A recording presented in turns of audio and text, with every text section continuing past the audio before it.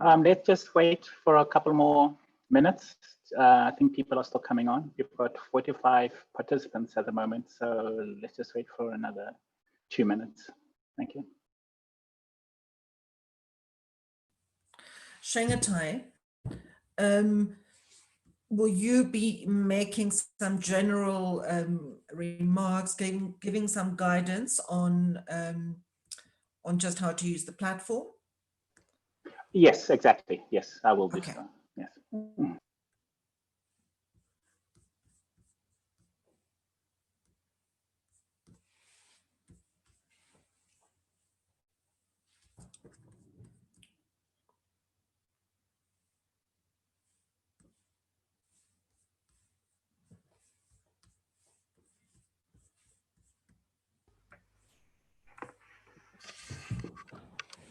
Good afternoon, Henriette, Luis, Chengetai friends, how are you?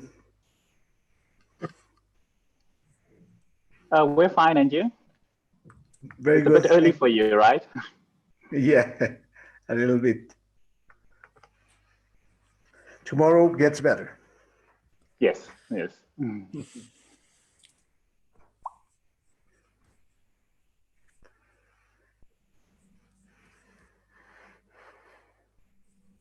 Hello, just testing my audio. Hello, can anybody hear me? Yes, Mary, we can hear you. Oh, good morning. Good to see you. Yes, good morning to you too. Okay, thank you. Hello, Mary. Good morning. Hello, Roberto. Good to see you. Is it not too early for you? Yeah, a little bit.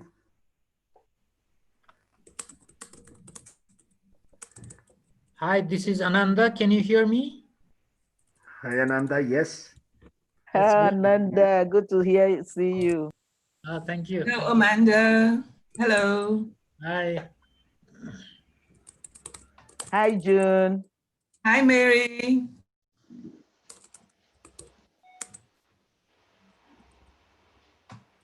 Hi, Yuta. Hi, Yuta. How are you? I'm fine, thank you. Hello, everybody. It's good to Hello, get a feeling hello, that we're all in the same room. Good Hi, morning. Good to see you. Adama. Good. Hello. Hi, everyone. Hello. Hi, Adama. How are you? Hi, Mary. Hi, everyone. Good to see you all. Good to see you too.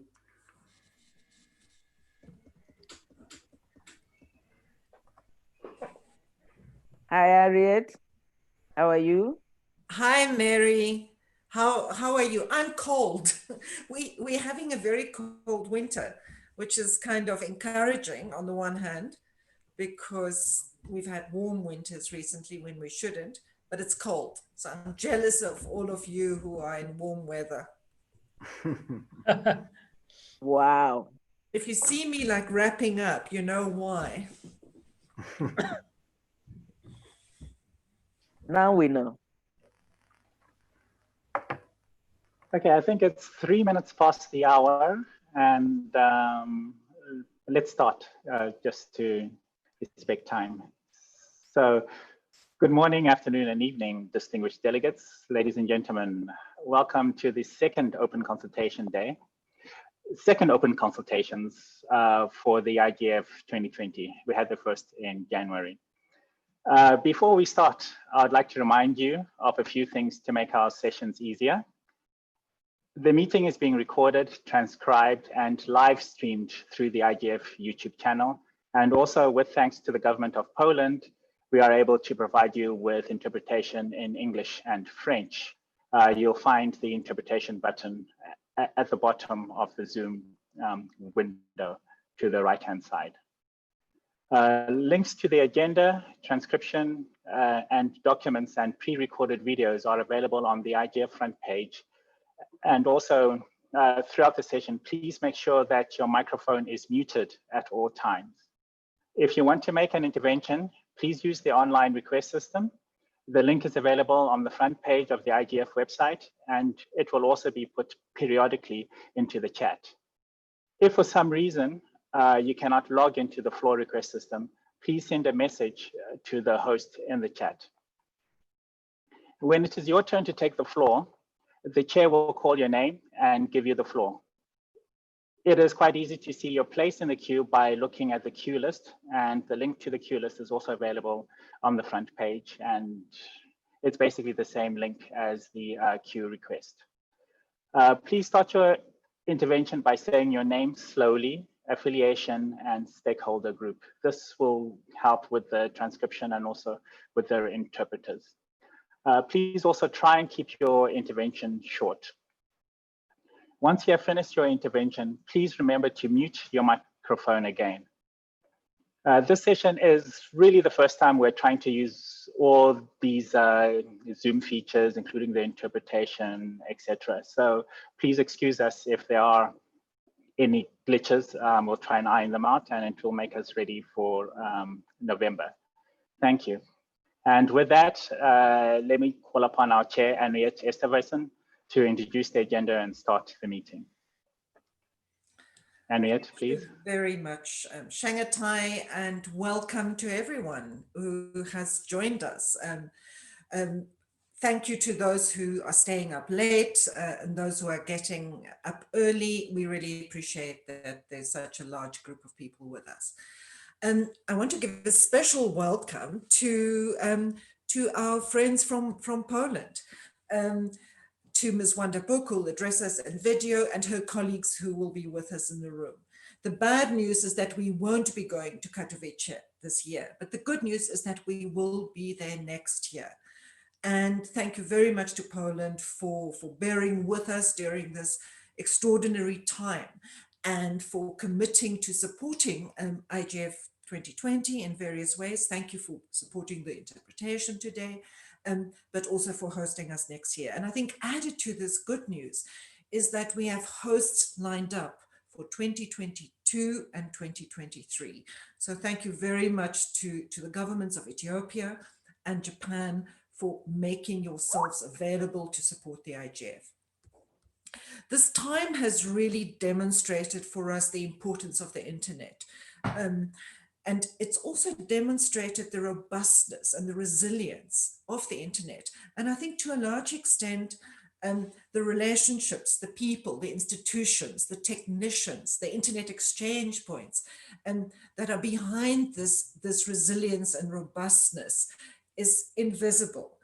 So I really do want to recognize everyone who's part of the internet in some way or another for the work that you've done in making this transition to online work and remote work possible for us during this time. We cannot ignore the fact that this dependency on the internet also really starkly demonstrates how serious the impact is of not being part of the internet, of being a child who doesn't have access to the connectivity or the devices or the skills to continue your schooling online. And so for the Internet Governance Forum, the challenges that we've been dealing with for a long time of inclusion and of accountable and transparent governance is really put into very, very bright, in fact, as one of our contributors said, it's thrown a spotlight on internet governance, this dependency on the internet. Other challenges that are governance related that have emerged is the challenge of information, of disinformation. How do we trust what we receive through the internet?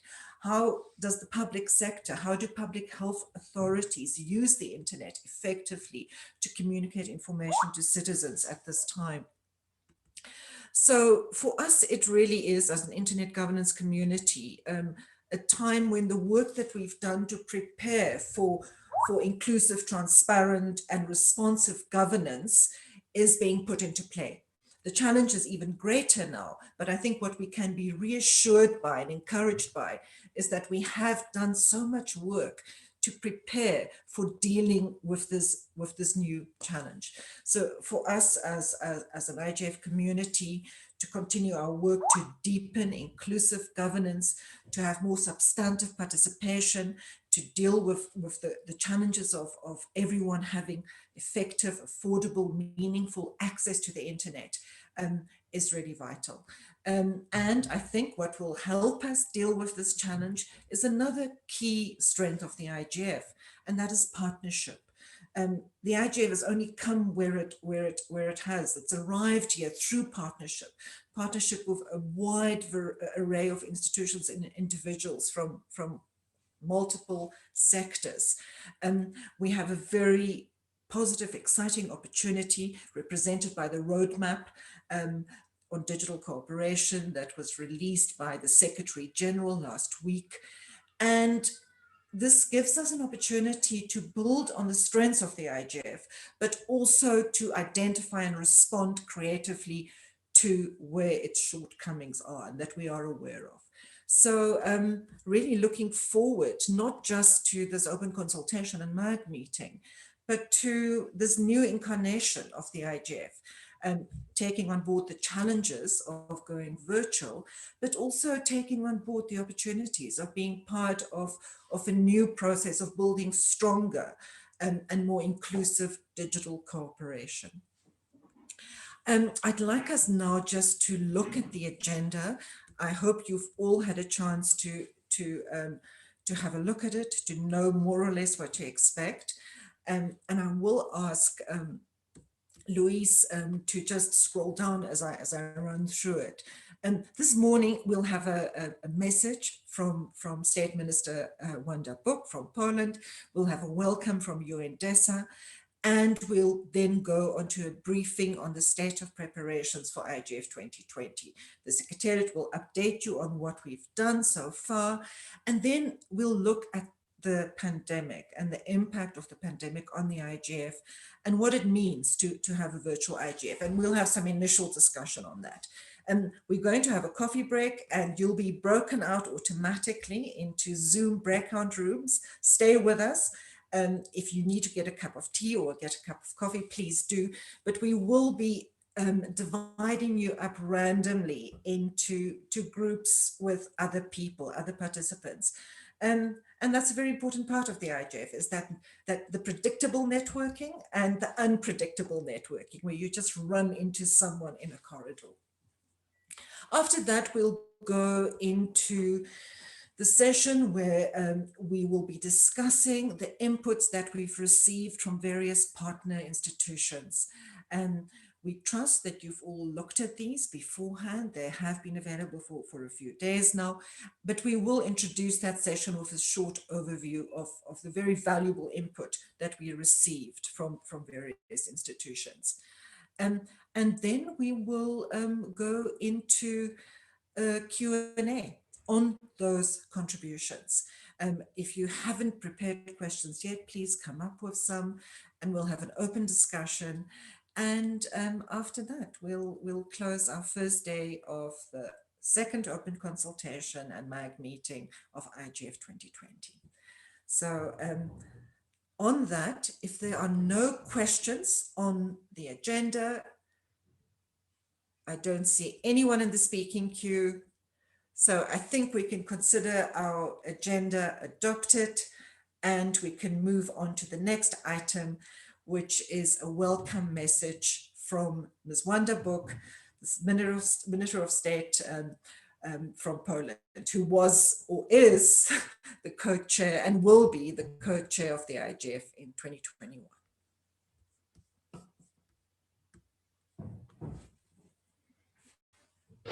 Dear IGF community, I'm pleased to be able to share with you important information related to this year's and next year's IGF. I regret that we cannot meet in person, but the current situation related to the global pandemic has not only affected us and our plans. It has a huge impact on how we perceive the digital world today, and now, more than ever, internet governance is the key to ensuring the world's sustainable development, human rights, and global security. IGF is an ideal space to conduct such a discussion and work out good and effective solutions. The multi-stakeholder and inclusive spirit of IGF Forum is now our most valuable asset. It is important not to overlook anyone in this dialogue. We were counting on the fact that despite the enormous and expected adversities, we would be able to meet in Poland this year. unfortunately, the situation has turned out to be extremely difficult and complicated. The recommendation of the Polish Ministry of Health regarding the organization of mass events is not the positive. The hotel and entertainment industries are in the huge crisis. We also do not know how international flights will work, enabling the IGF community to reach Katowice in November. Bearing in mind, first of all, the safety of participants, but also the comfort of conducting the meeting and ensuring that anyone can take part, we are forced to propose moving this year physical meeting in Poland, most likely to late autumn 2021. It is a decision taken jointly with the UN in full responsibility incumbent on the host country and UNDESA. This liability is not limited to just a physical event. By the time of IGF 2021, Poland will be ready to support the IGF, MAC Secretariat, and the entire international community in continuing the dialogue on the importance and the future of digital space. We are prepared to delegate the necessary human resources to help organize the event in 2020 in the online formula. We want to help IGF financially, in particular in transcription and translation, but also in terms of content as a contribution to the organization of the high-level and parliamentary paths. Poland wants to remain an active and responsible participant in the multilateral debate on the future of digital space. Of course, we are open to other comments and suggestions. We hope together we will be able to work out the best solution in extremely difficult and unforeseen situation. I believe that IGF 2021 in Poland will be a unique forum organized in a completely different digital reality, which will show new challenges towards Internet United. I have no doubt that we will meet them. I wish you fruitful deliberation, and I hope to meet you in 2021 in Katowice.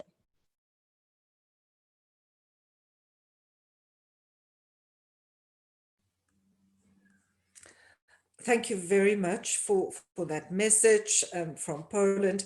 And we really do look forward to working with you and visiting you next year. Next, we have a message from UNDESA, the United Nations Division for Economic and Social Affairs in New York, which is the host of the IGF Secretariat. Thank you, Madam Chair. Good morning, good afternoon, good evening, distinguished delegates, Madam Chair Henriette, Co-Chair Her Excellency Wanda Buk, MAC members, colleagues and friends from Poland, and stakeholders and everyone joining online. This is Wai Min Kwok from UN Department of Economy and Social Affairs. I'm here just to extend a very short but warm welcome to everyone to this virtual open consultations and MAC meeting. As you can see from the agenda, the Under Secretary General for Economic and Social Affairs, Mr. Liu Zhenbing, he will join live with you tomorrow at 16 June at 10 UTC.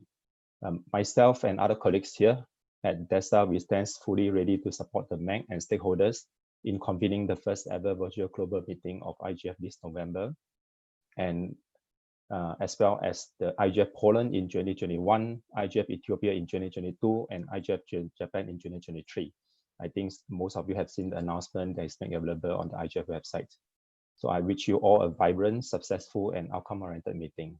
Back to you, Madam Chair. Thank you. Thank you very much, Wai Min, and for getting up so early to be with us.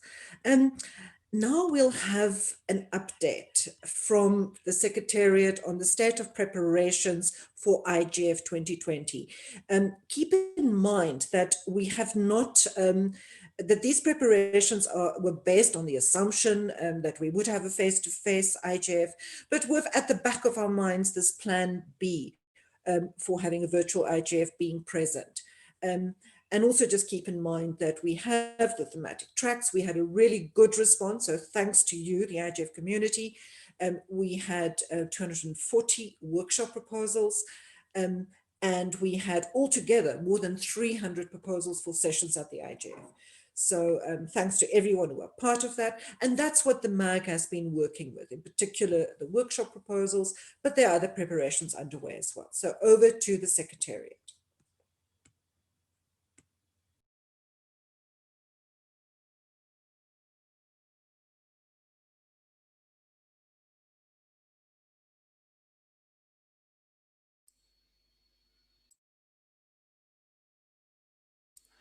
Chengetai, I apologize. This is Luis. It seems you are muted in your side.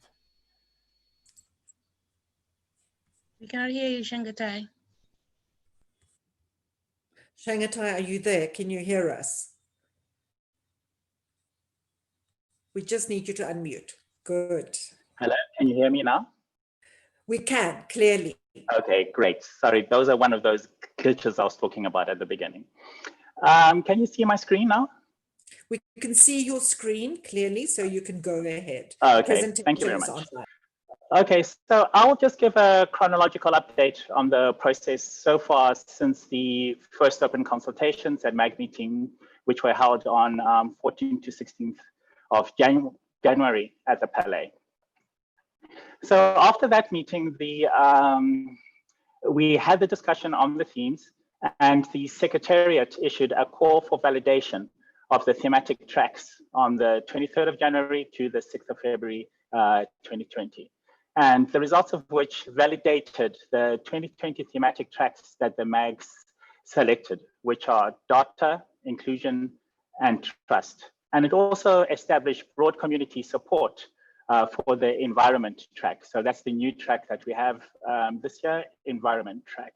And keeping in line with also the CSDD recommendations on improvement, etc., the tracks have remained focused because in the previous years, we used to have up to 8 tracks. So this year, it was 4 tracks. So we're keeping in line with those recommendations. Shangatai, yes. Sorry to interrupt you, but I'm not sure if you're trying to have the presentation move. It's still, the screen is still on the cover. So just for you. No, not yet. Oh, good. Yeah, Go not ahead. yet. Sorry about that. No, it's fine. It's fine. So we issued a call for workshops and also for the open forums, village booths, IGF music night was issued from the 2nd of March to the 22nd of April. And this here now is the timeline for the call for workshops timeline. And we have succeeded in keeping with this timeline. So this is just a short overview of the timeline for the call for workshops. The results came in on the 22nd of April. And we had 237 valid workshop proposals. And breaking these workshop proposals into the thematic tracks, we had 42% on the trust track, inclusion had 29%, and data had 21%, and 8% under the new environment track.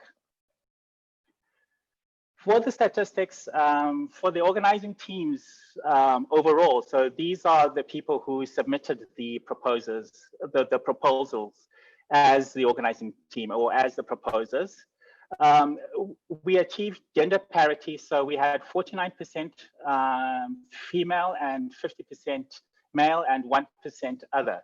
So I think this is a very good milestone that the proposers were 50-50 and we achieved gender parity there. For the stakeholder distribution, 52% came from civil society, 20 from the technical community, 14 from private sector, 9 from intergovernmental organizations, and 5% from government.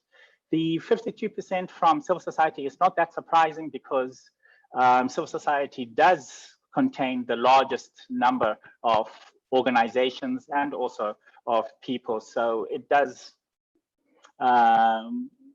give that they would actually submit the largest numbers of workshops or be involved in the largest number of workshop proposals. We do still have quite a bit of work to do, particularly on the other end of the spectrum from government, which only 5% came from government or were co-organized by government. But this is also slightly understandable. I'm not saying that we don't have to do work on that, but it's also slightly understandable because government officials do have quite a lot of other work to do, and governments also have the open forum track to go through as well. For the regional distribution, 37% came from WEOG, 16% came from GRULOG, 16% also came from Asia Pacific, 12% from Eastern Europe, 13% from Africa, and 12% from Eastern Europe. So as far as Eastern Europe goes and also GRULOG goes, I think they're very well represented, and I think they're represented above their either population or number of countries in those regions. So that's very good. We still have work to do for the Asia Pacific region and the Africa region, which we will continue to do, but this is still an improvement from the previous years. So we are making progress as far as stakeholder and regional representation goes for workshop submissions. The speaker representation is also very important. So we'll see who is making their voices heard in the workshops. For civil society, it's 50%, technical community, 16%, private sector, 16%, government, 9%, and IGOs, 9%. So slightly better than the stakeholder presentation for the proposers, which also follows the same logic. It is much easier to be a speaker or a presenter at a workshop than actually going through the process of organizing it. But as again, we still have to do some work in upping those representative percentages. For regional groupings, we are 34%, Africa 15%, Asia Pacific 19%, GRULOG 19%, sorry, and Eastern Europe 14%, IGOs 4%. So this is better than the regional presentation for the proposers as well, for exactly the same reasons. And I think this is also very good that we are tracking and we are improving as the years go by. Now for the topics for the thematic tracks, because when proposers submitted their workshops, we did ask them to tag their workshops with the topics that was involved, which that workshop was about. And this is self-tagging. It wasn't done by the Secretariat or the MAG. And we had a total of over 80 new tags or topics. So for the data track, we had 138 topics, and the top one, or the most popular one, was data protection, followed by digital rights, data governance, and then data privacy and AI. For the inclusion track, we had 189 self-declared topics, and the most popular one was about digital divide, followed by economic development, inclusion, connecting the unconnected, and number 5 was digital skills. The next trust, we had 275 topics, and the most popular one is disinformation, followed by freedom of expression, cybersecurity, best practices, human rights, and the 5th most popular one was norms. For environment, the most popular topic or the most popular tag was ICT's impact on the environment, followed by emerging technologies and the environment. And then technological development for climate change. Responsible consumption came in at number 4, and the 5th most popular tag was climate change. So that was the trend. And I should remind you, this was before actually COVID-19 actually became such a big issue. So it was just before the impact of COVID-19 hit. Now, for the other session proposals, we had 30 open forums from organizations such as IEEE, WHO, OECD, African Union, and European Commission. We had 45 day zero events, and these are series regulars like the GigaNet, but also new organizations like PwC. And then also we had Kaspersky. I think they make antivirus software, computer security software. They also have a day zero event. We had 16 dynamic coalition sessions that have been applied for. And for the NRI sessions, we had 7, and you'll hear more about those NRI sessions when Anya gives her update tomorrow, I think it is. For village booths, we had 72 village booths, and 9 remote hubs have been applied for, or registered, I should say, and 40 people are registered for the music night. So in light that we are going to have a virtual IGF meeting, we have to take all these into consideration. How do we have a virtual IGF village booths?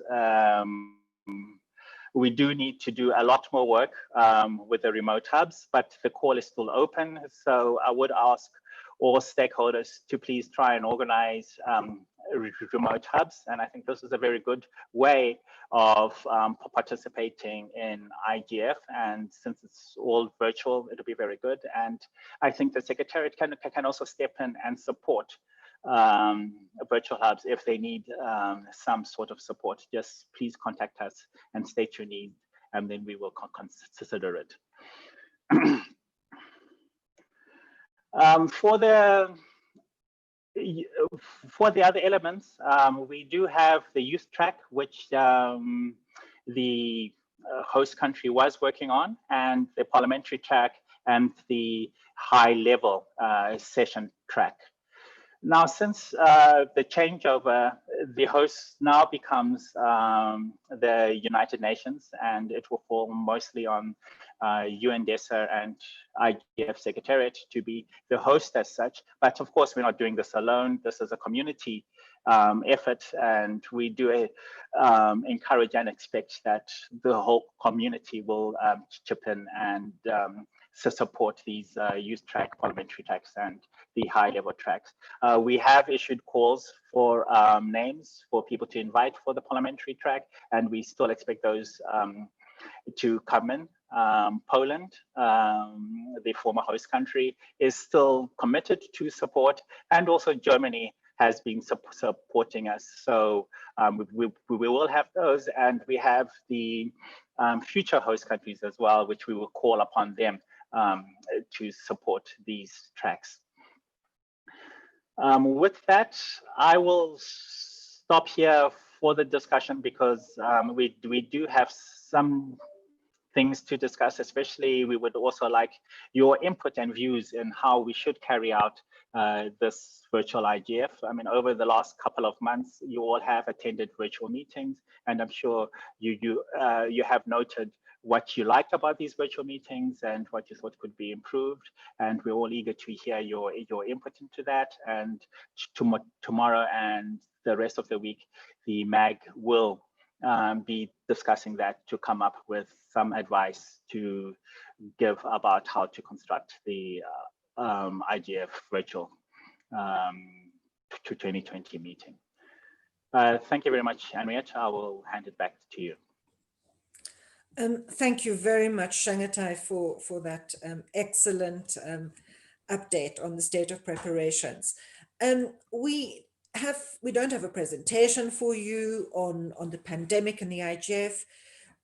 We can share that you as a community showed awareness of the impacts on internet governance. It was evident in the content of the proposals that we received.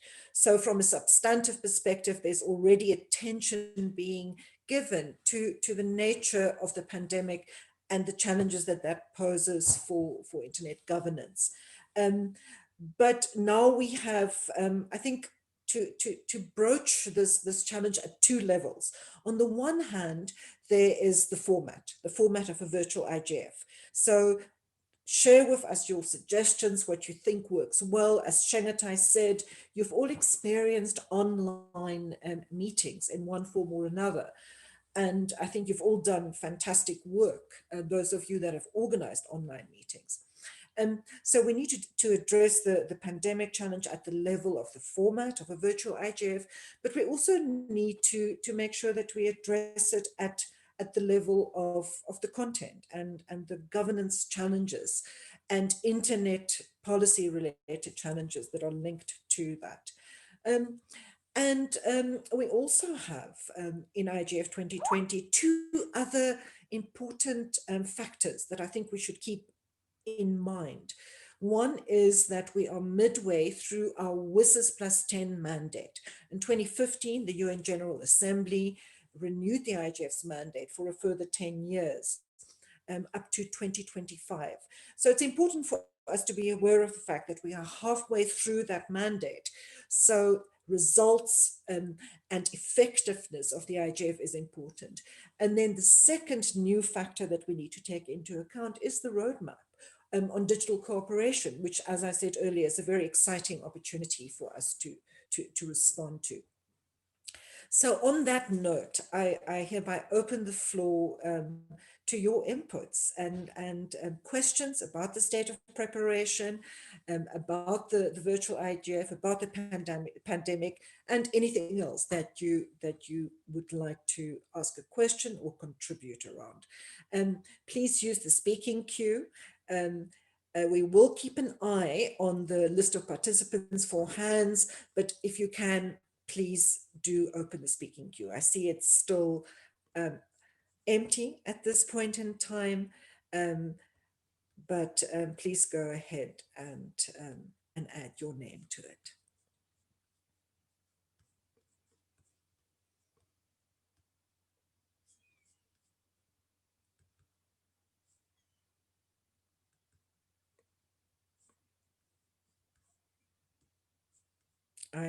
I'm looking forward to who will be the first person to open our open consultation for us.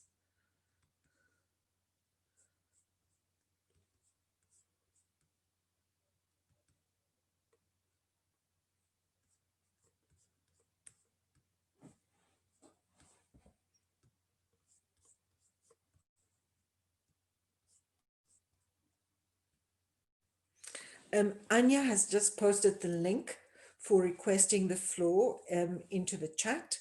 So just click on the chat and you'll find the link there.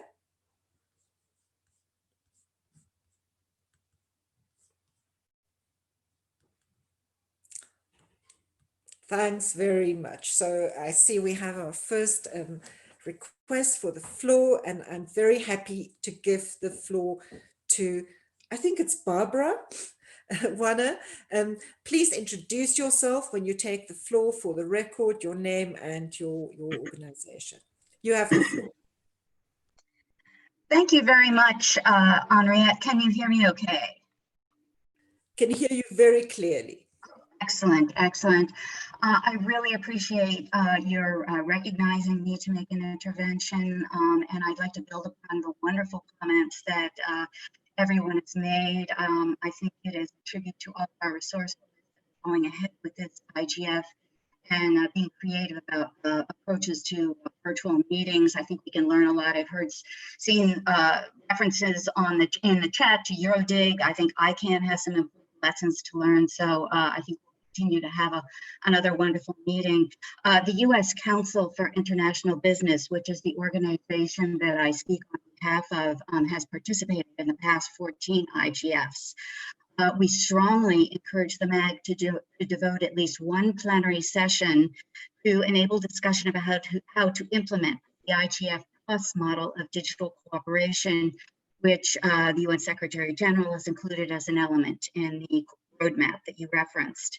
Importantly, it would be interesting to find ways to facilitate such a discussion so that it goes beyond an actual exchange of views and actually enables practical brainstorming about how an IGF Plus model should work and how to transition to it.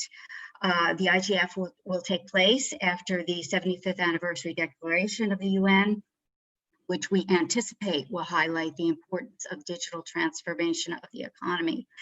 As indicated in the roadmap, the IGF Plus model enjoys broad stakeholder support as a mechanism for improving global digital cooperation.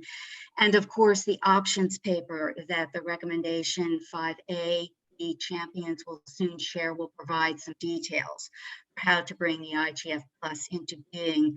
IGF 2020 seems an obvious time and space to bring the community together in a discussion about implementing concrete improvements needed to realize an enhanced and expanded IGF that is fit for a new purpose. From U.S. Council for International Business's viewpoint, we remain concerned that there are not adequate funds to launch the IGF Plus and sustain the model into the future.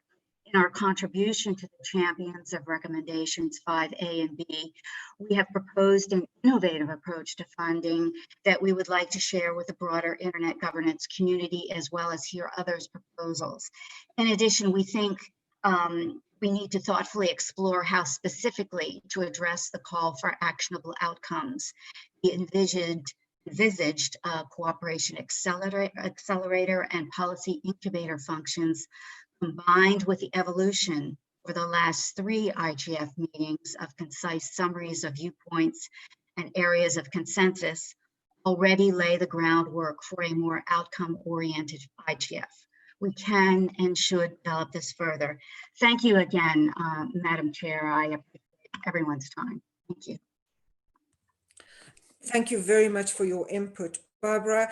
And it's important that I note, which I did not earlier, that we structured the IGF open consultation agenda today in such a manner that you can all participate and listen to the implementation dialogue on the roadmap on digital cooperation this afternoon being our time. We've noted the details of how you can view and listen to that dialogue this afternoon. And tomorrow, during the open consultation, we'll have more time to discuss the roadmap and have a Q&A on that and the IGF Plus model with Undersecretary General Fabrizio Hochschild, who'll be joining us during the open consultation. So I'm not saying you shouldn't raise this issue now, but we've dedicated time and space in the agenda for more in-depth discussion tomorrow. Next, I give the floor to Nigel Hickson. Please remember to introduce yourself and your institution for the record. Nigel, you have the floor. Yes, thanks very much, and good morning, good afternoon. I hope you can hear me. I can't see myself, so I might be on the screen or I might not be, and if I'm not on the screen, that's probably better. But we can hear you clearly. Oh right, I can see myself now. We can see you as well. Yes, it's quite frightening, isn't it, when you can see yourself?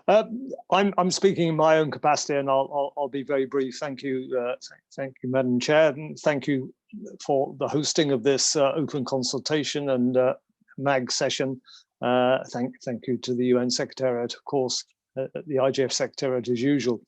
It is, of course, disappointing that the IGF community won't have the opportunity of going to Poland this year, but it's really fantastic news that that Poland has graciously agreed to host 2021, and then, of course, Ethiopia and Japan. That's fantastic news. In terms of the meeting this year, clearly it's coming at a very important part for the internet community, and it's really great to see this positive approach being taken by everyone. In terms of the platform, I think there is indeed lessons to be learned from the last 3 or 4 months on all the different institutions that have been holding their meetings online, some with more success than others through all sorts of reasons. We're all experimenting in this game to an extent. But I think the format used last week by Eurodig was incredibly successful. The concept of having different studios or different locations to go to for parallel tracks seems to work very, very well. And of course, there's lots of expert people that can advise much better than I can, but I think that worked well. I think it's very important that in all of these tracks, you have lists of participants. I've taken part in UN discussions and some other discussions where you don't have lists of participants, and then it's very difficult indeed to understand how the dialogue is progressing. But obviously, this platform we have today is a good example of the way to do it. So I think there's there is examples of things that work better and not so good. In terms of the structure, I mean, it's fantastic to see all the workshop proposals being made. I concur with Barbara in that I think it will be opportune, obviously, to have a discussion on the roadmap, which we obviously will do on the implementation of the roadmap. I also think that should be linked or separately to the WSIS 2025 mandate discussions. They will be taking part in other UN structures, so I think it's important that the IGF in this year and next year in 2021 that has a very sort of compelling input into that process. And I'll stop there, but thank you very much for this opportunity. Thank you very much for that input, Nigel. And just before I hand the floor to the next speaker, I think this is very helpful for us and for the MAG to hear how you feel about the format, because there are many different options. There's the option of doing what EuroDEC, the European Regional IGF, has done, which is really to take a face-to-face event and run it virtually over a 3-day period. And then there's the option that the WSIS Forum is following, which is to space out the event over a much longer period of time. So getting the community's feedback on these different options is extremely useful for us. I now give the floor to Roberto Zambrana. Thank you very much, Madam Chair. Good morning to you. Good afternoon, and good afternoon to everyone who's in this call. It's really great to meet again with this broad audience. And well, about the inputs that we need to provide, I think it's going to be a challenging IGF. We already know that, and as some of our colleagues said before, it could be lovely to have the same shape that we were having in the previous events, but it's not going to be easy. When we meet together in one place, we're already planning how we're going to develop this kind of event, and we are dedicated to this.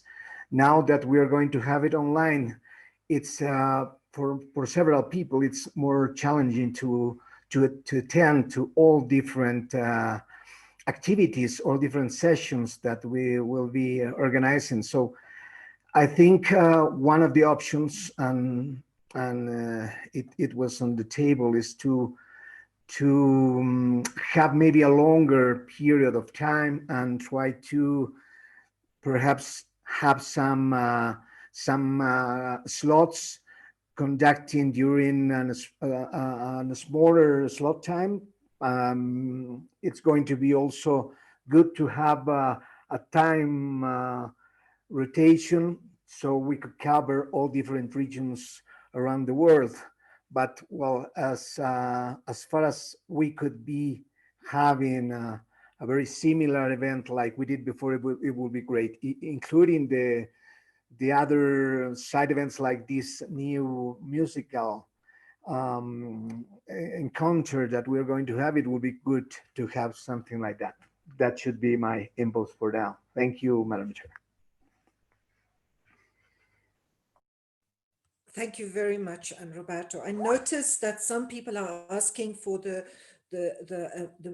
speak in the chat. So Secretariat, if you can just assist them and add their names to the speakers queue, please. Next, I give the floor to Annie Tourette. Annie, please introduce yourself. Hello, thank you very much, Madam Chair. So I'm Anita Red. I work for Plan International headquarters in the UK. I'm policy and advocacy manager.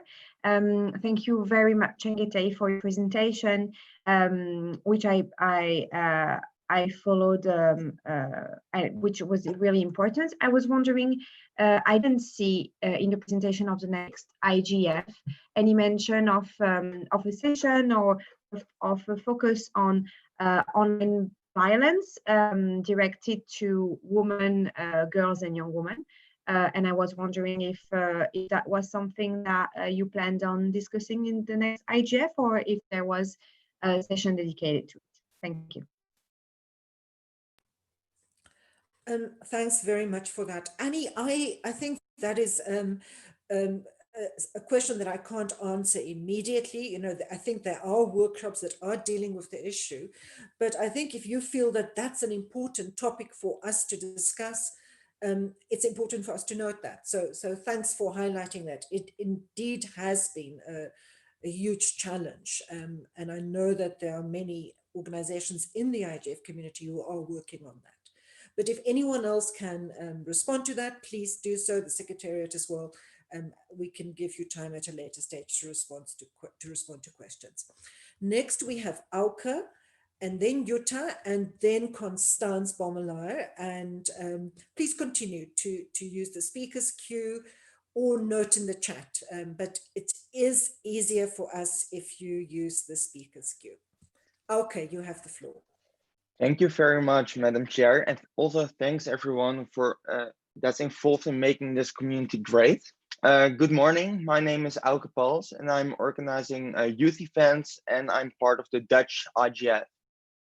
And I'm also really happy to hear that people liked Jordik last week.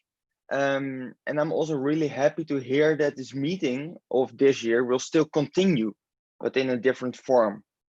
And first of all, I had difficulties with a discussion and an event taking place online. But however, last week, as part of the organizing team of Jordik 2020, I've seen that it really works and it brings more people together. And also it makes it more accessible for people to participate. The internet connection might still be an issue for some regions. But I hope that, that we can find a way to make everyone participate in their full capacity. For the online IGF in 2020, I hope to see more outcomes and also to see what the IGF has reached for in the current mandate so far. And I hope to see really in-depth discussions also taking place online. As being part of Jordik 2020, I've seen that it's still difficult to manage discussions, not only for online meetings, but that's always the case at the IGF, that we need more discussions. So I hope that in the facilitation, there will be more opportunities to also have a discussion throughout the workshops or plenaries, or in what form that will consist. So not only afterwards, but also throughout the sessions. And furthermore, I'm really happy to help everyone set up a youth event, an online internet governance forum, and I will share my experience very soon. Thank you very much. Thank you very much, Auke, and thanks for reminding us that a virtual IGF is actually an opportunity for enhancing participation, for making the IGF more accessible to some people. It might be challenging for many in terms of connectivity, but it also creates many new opportunities for participation. Next, I give the floor to Jutta. Hello, good morning, good evening, good day to everybody taking part in this session. Although I am a MAG member, I wanted to take the opportunity to underline that I also see the opportunities in having a virtual MAG meeting. With regard to the format, like you said before, Anuette, we have the example of Jordik last week, and we have the WSIS forum. I do think we need to consider that in advance before the MAG will be going to shape the program within the next few days. I do think we need to take in consideration that the program needs to be consistent and easily to be followed up. So I'm a bit reluctant to a solution that would stretch the IGF over a too long period of time, so that we would lose track of the issues that were discussed within the program. But it is important to know that in advance, definitely. And shortly to answer the question from Annie, I've been assessing workshops in the track for trust, which is covering also safety and security.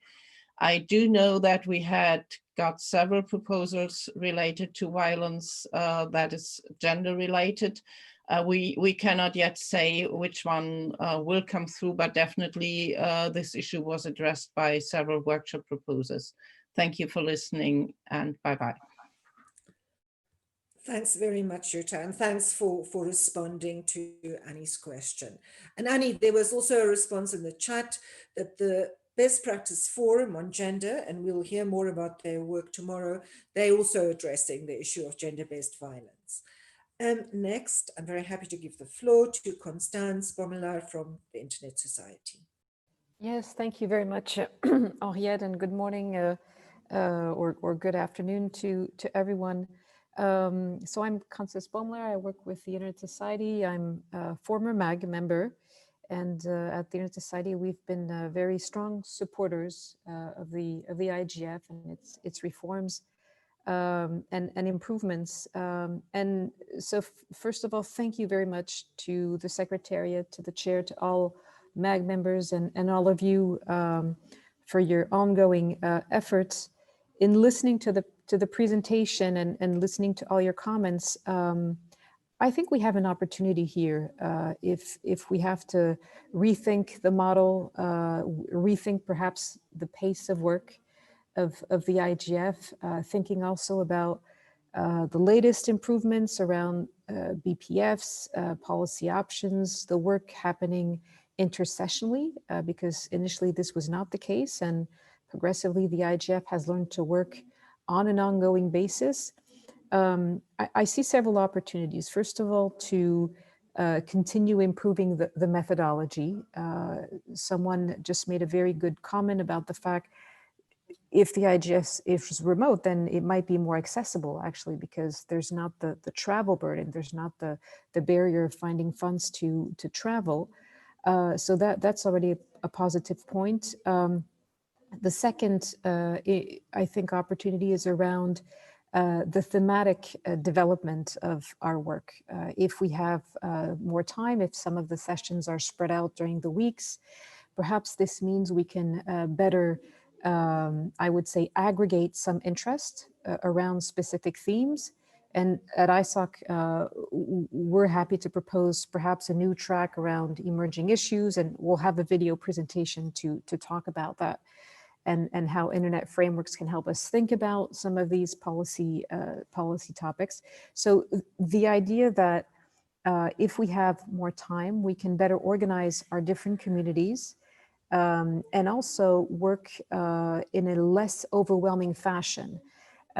We've heard many participants to IGF events in the past come out of the IGF week a little overwhelmed because of too many sessions, too many workshops, too many of everything. And finally, the impression that it's difficult to be very clear about a few strong outputs. Here, people will have the opportunity to navigate virtually and go towards the topics they are interested in.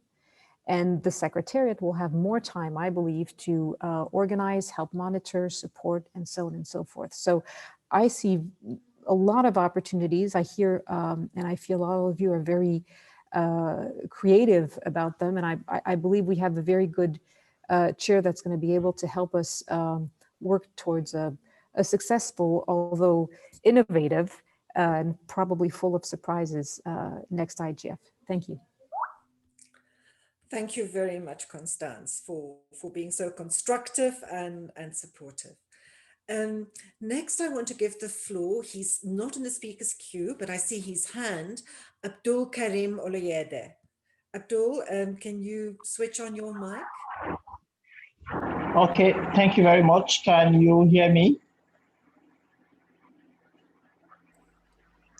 Yes, we can hear you clearly. Please just introduce yourself and go ahead. First of all, say good morning, good afternoon, wherever we are, or good evening. I want to say, yes, I agree with a lot of speakers that spoke earlier on that IGF going virtual, it's going to create opportunities for us to have some other people to come into the conversation. At the same time, I also want to acknowledge that it's going to also create some difficulties, especially in terms of connectivity, because in some parts of the world, we still have connectivity issues and issues with internet connectivity. So my advice is, I really like the idea of which was used by Eurodig, especially given the fact that they used YouTube, whereby you can actually go back in time to be able to cover whatever session you've missed, and also to be able to, if you lose connectivity, you're not going to lose some of the sessions. So you will be able to like go back whenever, whenever you are convenient to be able to, whenever it's convenient for you to be able to do that. That's my own contribution. Thank you very much. Thanks very much, Abdul. Hallo, hier ist Friedel.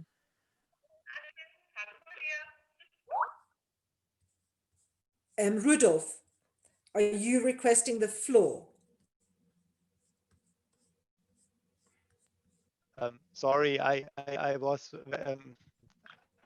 trying to request the floor. That's but fine. You have the floor. Go ahead. I'm sorry.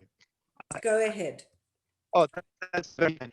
I just have introduce yourself for the record. I please. just have two observations. Yeah, okay. My name is Rudolf Friedl. I'm from the German Ministry of Affairs. I'm responsible for internet governance and was one of the people who had the privilege to organize last year's IGF, and I'm a MAG member in the third year. I just have one observation regarding virtual IGF concept. Coming from the, let's say, business models, from the digital business models, the most successful ones are the models that break with the analog concept. So if you want to just bear this idea in mind, I don't think that we have to break completely with the idea. I think it will be not possible to transpose one from a physical IGF to a digital IGF. So you have to think about what elements are good elements for a digital format and which ones are perhaps not so. Thinking on the government, I'm thinking, for instance, about the parliamentarians meeting and ministers meeting that we had last year in Berlin, and that were so much living from the presence of the people and the informal character. So maybe it is an idea to take more time for these events and for instance, parliamentarians possibility to intervene in the regular kind of workshop or session rather than putting them all virtually together in a virtual session. I have the fear that it will not spark, will not ignite. But if you have the opportunity to feed them into the regular program, it will perhaps be more enriching for the parliamentarians and also for so the ideas that I'm making is not yet very clear in my head. But you, and we can of course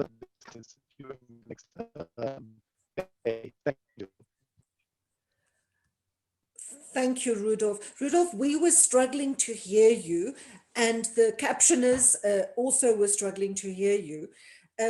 I think I got the gist, a very important point that you made, which is that we cannot assume that we can take what the IGF is as such a massive face-to-face event and that we can just transport it and run it virtually. So what I hear from you is an argument for us to use the fact that we are virtual to actually strengthen the process and to think very carefully about format and which parts of the IGF to take virtually and in what way. But if you can, please type some of your key points in the chat, that would be really important, because the transcribers couldn't hear you and we couldn't hear you clearly. But thanks very much for your input. I don't see anyone else requesting the floor, but I see a very lively discussion in the chat. But I want to urge people rather to speak. We have 99 participants online, and it's not possible for everyone or easy for everyone to follow the chat. So please, if people have suggestions or questions, I urge you to request the floor.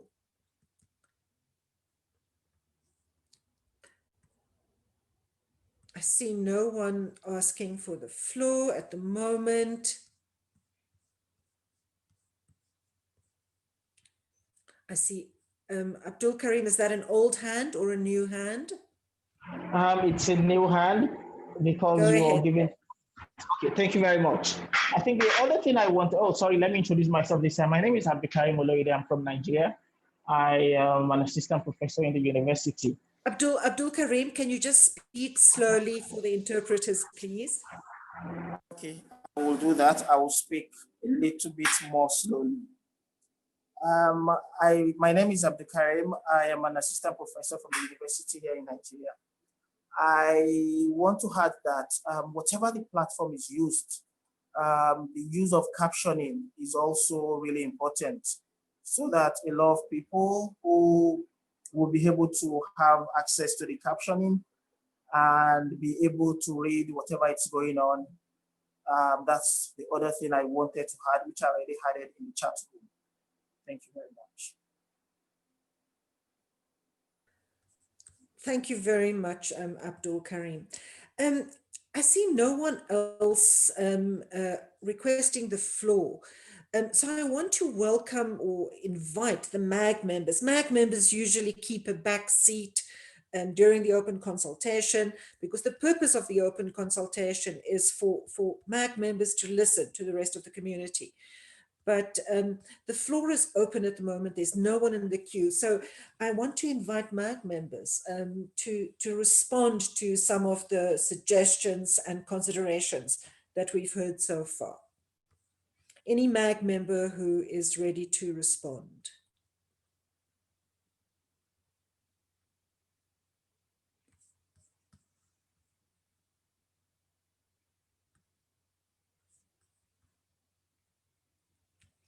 Someone is entering the speakers queue. There's a little bit of a delay, so just be patient. So hello, Henriette, this is Titi. Can you hear me? Go ahead. Titi, and after you, it will be Jennifer. Okay. I want just to comment the suggestion that came from Christian about having the NRIs connected during the virtual meeting, the IGF virtual meeting. I think this is a good idea, because I think it will create more synergy with the NRIs, will share more perspective and ideas. So maybe Christian can take the floor and explain better what is the idea. This is just my comment. Thank you. Thanks very much, Titi. And Christian, consider yourself invited multiple times to take the mic.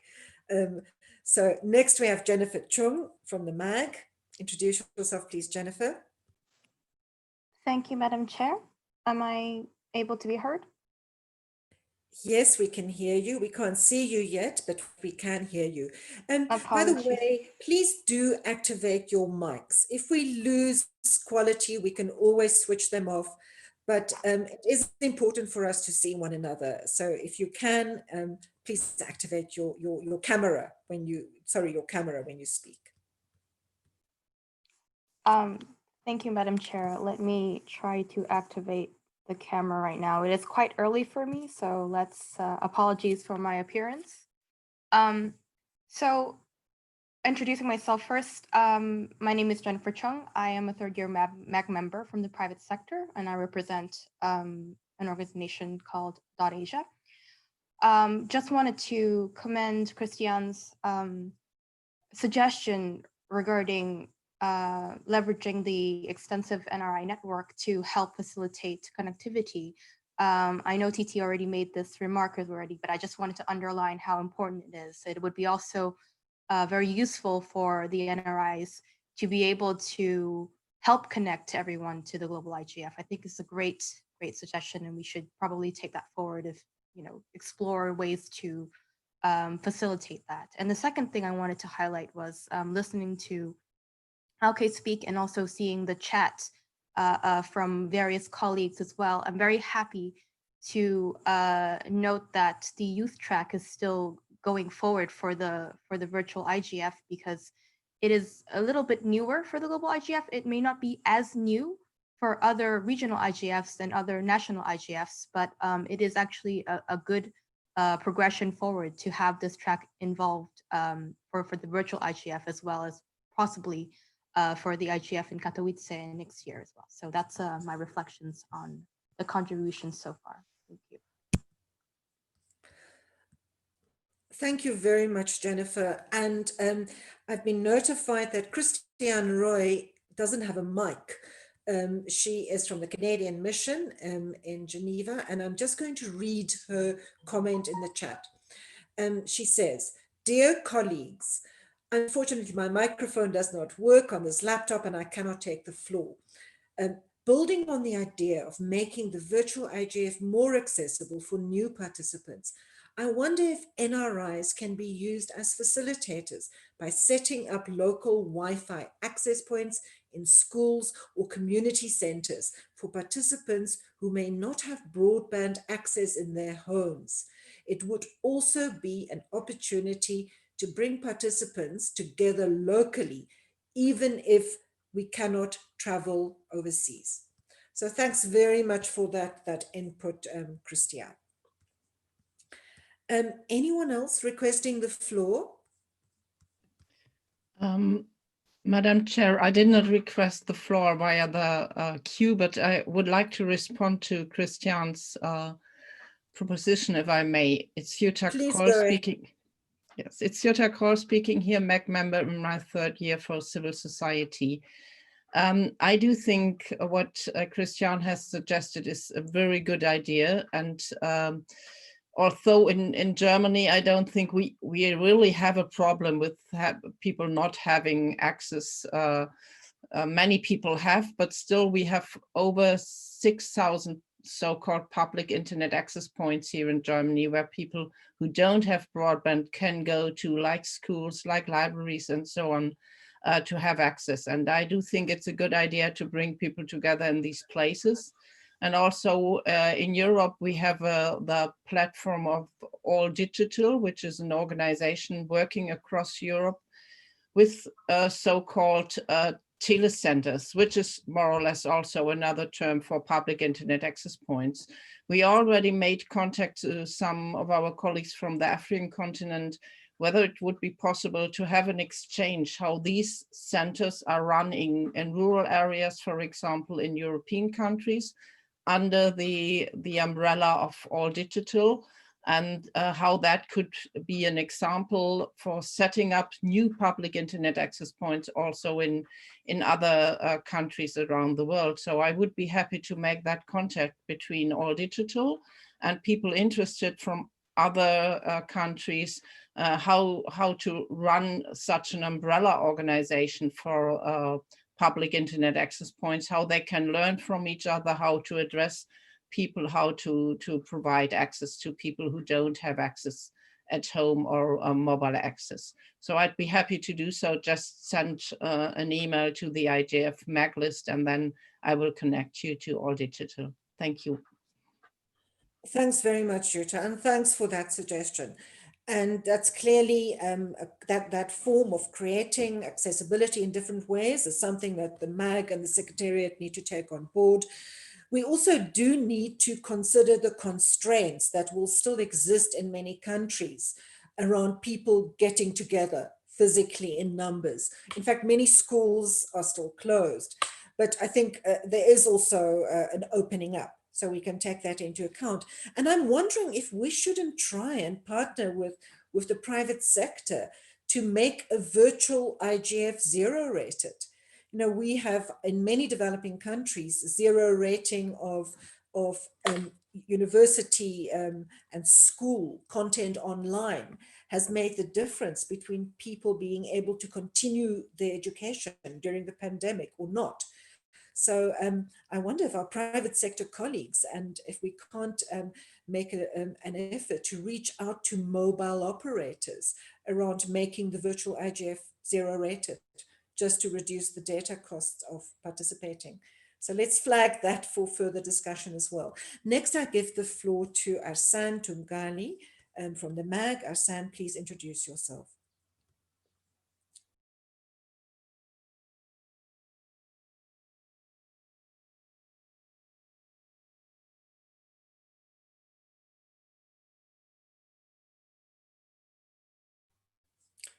Arsan, we cannot hear you.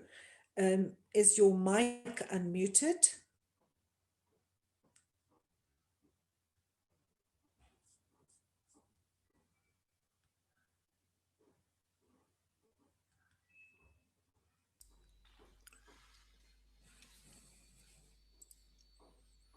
Hi, Andre, this is Luis. Sorry to bother, but this apparently he lost the connection.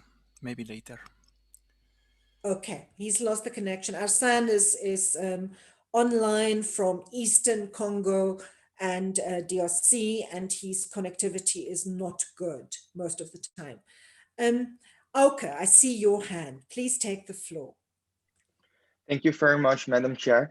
I'm seeing a lot of comments in the chat and also during the participants speaking that, however, I think we should not forget that we already had remote participation initiatives going on, both at the Internet Governance Forum, both at Eurodic. So I guess the opportunities were already there for remote participation. So I really want to stress that, because it now seems also that we're in a complete new era. No, the only thing is that we cannot meet physically. So we cannot have knowledge sharing going on in coffee breaks and not have that lively interactive discussion. But still, I guess we did already have the opportunities to participate for everyone at one space, also remotely. So I really want to stress that here. Yes, I think that's really important. Thanks for that reminder. I don't see any further hands, but there's a very lively discussion in the chat. And Secretariat, I know you are monitoring the chat. So can I say something about the comment about the virtual hubs in schools, etc.? You absolutely can, but before you go ahead, Shangatai, I'm just going to ask Anya, who's monitoring the chat. Anya, if you can read some of the comments for us that people are making in the chat, so that we have them on the transcription record as well. But Shangatai, you go ahead first. Okay, thanks. I was just going to say that I think it is a very interesting idea, and yes, I think we can take a multi-stakeholder approach to it. And from the IGF Secretariat side, UNDESA side, we do have this fund for encouraging participation from the Global South. So I think we may be also able to give small grants if needed to set up these access points in these, whether it's going to be a library or a school, etc. I think we will start working on that aspect of it. Thank you, Christiane. Thanks for that. And Anya, are there any comments that you can read for us? Can you actually read Rudolph's comment? I see that he has written it out in the chat, just so that everyone can hear it. And any other comments that you'd like to read for us? Yes, Andrea, thank you, and I hope you can hear me. So I'm going to read a few comments that I've noted now. So let's start from Rudolph's comment, as you said, from Rudolph Gridel. Just few ideas about the virtual IGF. We should be aware of the fact that the usual IGF format will probably be too large and unclear for it to be transposed one-to-one into a virtual format. So I think we have to, in one way or another, rethink the IGF as a virtual meeting. Example, parliamentarians and ministers. It could be enriching to try to implicate parliamentarians and/or ministers into regular workshops, main sessions, or open forums, rather than to organize virtual ministers or parliamentarians meetings that could turn out to be a little bit sterile, not to mention the question of who will be the host of such a meeting. Another idea could be to spread out the IGF events a little bit over time, meaning that we could perhaps organize ministers' meeting a little bit later than November, when we have more clarity about the IGF Plus and the follow-up process. If we organize this meeting in an IGF context, we have the change of an open exchange because no one has to fear any decisions to be made there. Just some thoughts from me. I would read also a comment from Mark Carvel saying that the IGF community should aim to reduce the environmental impact of stakeholders traveling to big events and consider how making the IGF success as a virtual forum will reduce that impact. And there are a couple of follow-up comments for supporting Mark's point. So let me just see if there's anything new in the meantime, but I think for now, that would be the critical comments. Thanks, Anya. I see there's also a comment from Uganda, from Peace Amuge, from Women of Uganda Network, that in fact, this is an opportunity for us to increase participation from Africa. I think Abdul Karim also inferred that earlier, because of physical participation hindered by the cost of travel and visas being denied.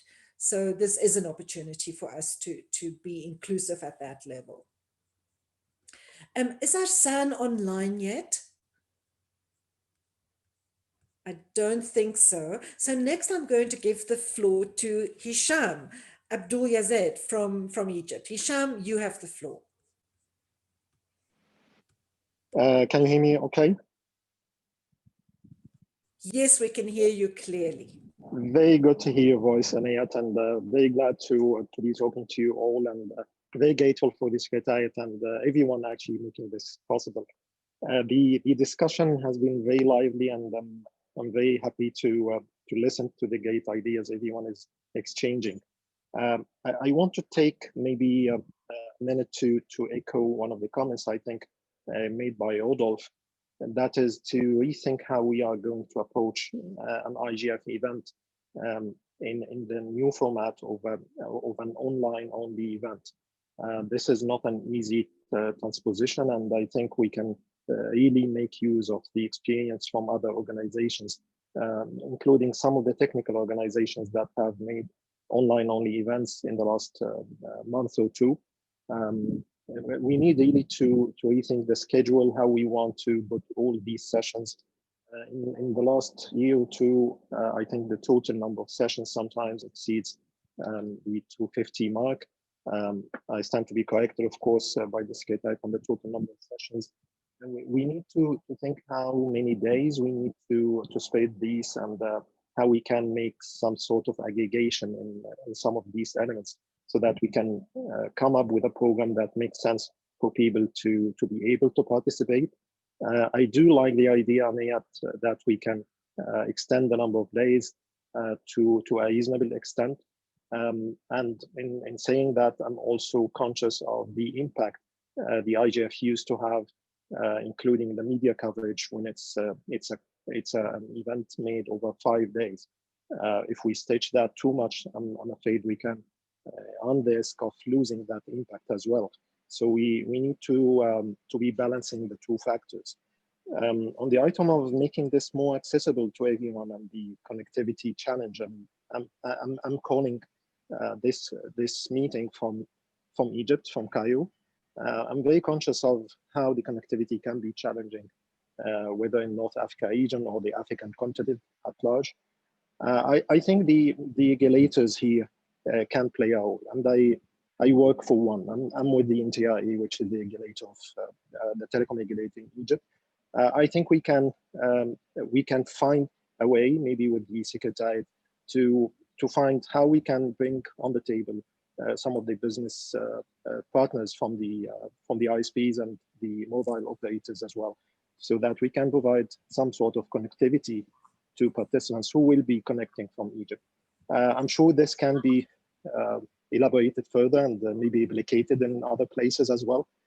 Maybe we should think also of some place that would reach out to other regulators across the region in Africa and in other regions as well. As usually the regulators can do this facilitation between the operators and the users. And for sure, the idea of zero-rating the content of the IGF, this can be, of course, also examined. I'm really looking forward to this one, and I do agree with other comments made that the digital-only events, maybe from one side we are losing the benefit of meeting face-to-face, but we still have this flattening effect, making it more accessible to everyone from different places, still with less impact on the environment, which is something to capitalize on moving forward for sure. Thank you, Henriette, and glad to talk to you all. Thank you very much for those comments, Hisham. And Hisham is from the Egyptian telecommunications regulator.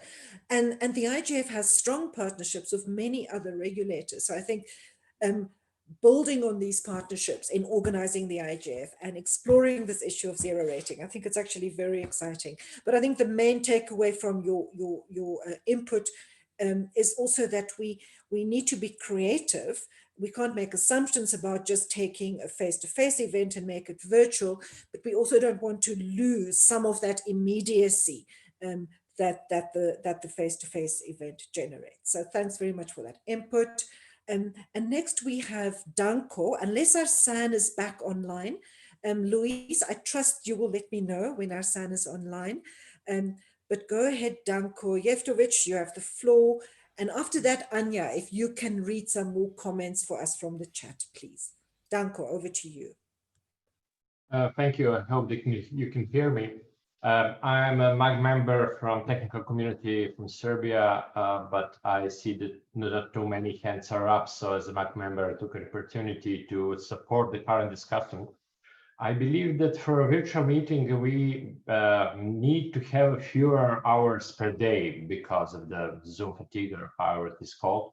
So we can extend the IGF meeting for a few days, but I believe that it's unreasonable to last more than a week because of the focus of all the participants. And if we extend it for a longer period, we will actually lose the focus of the meeting.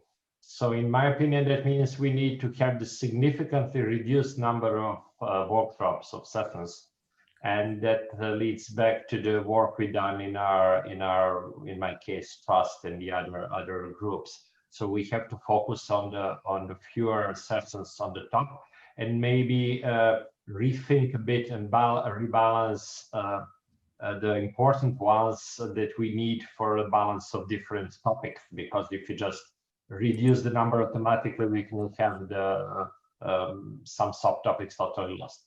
So as I said, Eurodig was a good example, and I would say that unfortunately we can now benefit from a lot of Zoom examples from other meetings that happened previously, like ICANN meetings and others. So I believe that with experience in the Secretariat and our leadership, we will find a good way to go forward. So thank you all for supporting this, and this is a big milestone, but also it shouldn't be viewed as a negative, because this will encourage us to refocus our thinking on the number of workshops and the other profile for the IGF. So maybe out of all this, also future IGFs will help us to move the way the whole thing into a more effective direction. Thank you. Thanks very much for that, Darko. And that's important for us to consider. I think my only caution in response to that is that if we obviously have to have a tight and accessible program, but if we reduce sessions too dramatically, I think that could undermine the contributions from the community and the need for discussion that the community has expressed. So we are going to have to find a way of balancing that. Arsan Tungali is now online. So Arsan, I'm very happy to give you the floor. Hi everyone. Hi Henriette, and thank you very much, for giving me the floor. This is Arsène Tungali, civil society MAG member from the DRC, and it's actually strange, by the time I requested the floor, my connectivity failed on me, so I apologize for that. And I actually wanted to speak about online meetings in Africa. Not so sure that this is still relevant though. So I wanted to share that the African Union, through the African IGF Secretariat, has developed an important tool for organizing IGF virtual conferences in Africa. And I'll be happy to share, the documents if anyone is interested. But we have to note that it will be difficult for many national IGFs in Africa to be held online due to connectivity issues this year, which is unfortunate. The host must be, able to get the broadband, but the participant might not be able to, which will make the events less successful. So it will be, very good to hear if there are some successful events that happen online in Africa, and if those hosts can share some best practices, some practical best practices. Thank you very much.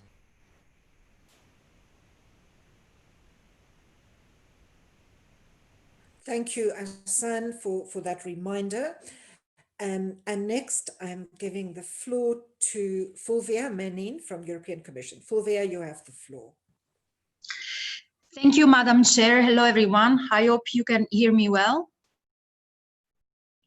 Yes. Yes, we can hear you very clearly. Very good.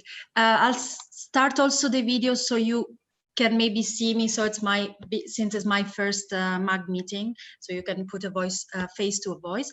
So what I wanted to say is that judging from the experience that we had at the last Eurodig meeting, of last week, it's clear that the infrastructure to host such a online big meeting, it's key, and it's very important. Also, another point, it might be important to have a very good and broad advertisement of the event, allowing even more participants to join, and not just the people that are usually following the IGF and informed about it. And so it would be a bit informative. It will be very informative, which is one of the biggest point of the IGF in this sense. Thank you. Thanks for that, Fulvia. And it's really good to have so many people who've participated in Eurodig share their experience. Auke, you have the floor next. Thank you very much, Madam Chair. Yeah, I also want to give away some advice also to keep in mind the time zones, because it's a global meeting, so time zones could be something to take into account.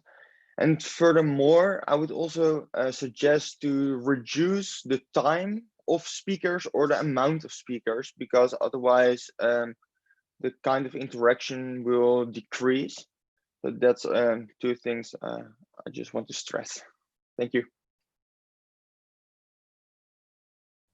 Thank you, Auke.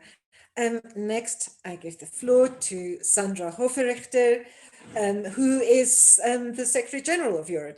So Sandra, thanks very much for being with us. You have the floor. Oops, thank you very much. I have a strange virtual background. I think I should stop that. Anyway, first of all, thank you for hosting this meeting. Now I should be clear. And it was mentioned already a couple of times that the virtual Eurodic took place last week, and I'm pretty much happy with how it went, and so far I received only positive feedback. However, we will send out a feedback form to our participants, and we hope that we will get a lot of answers on our feedback form.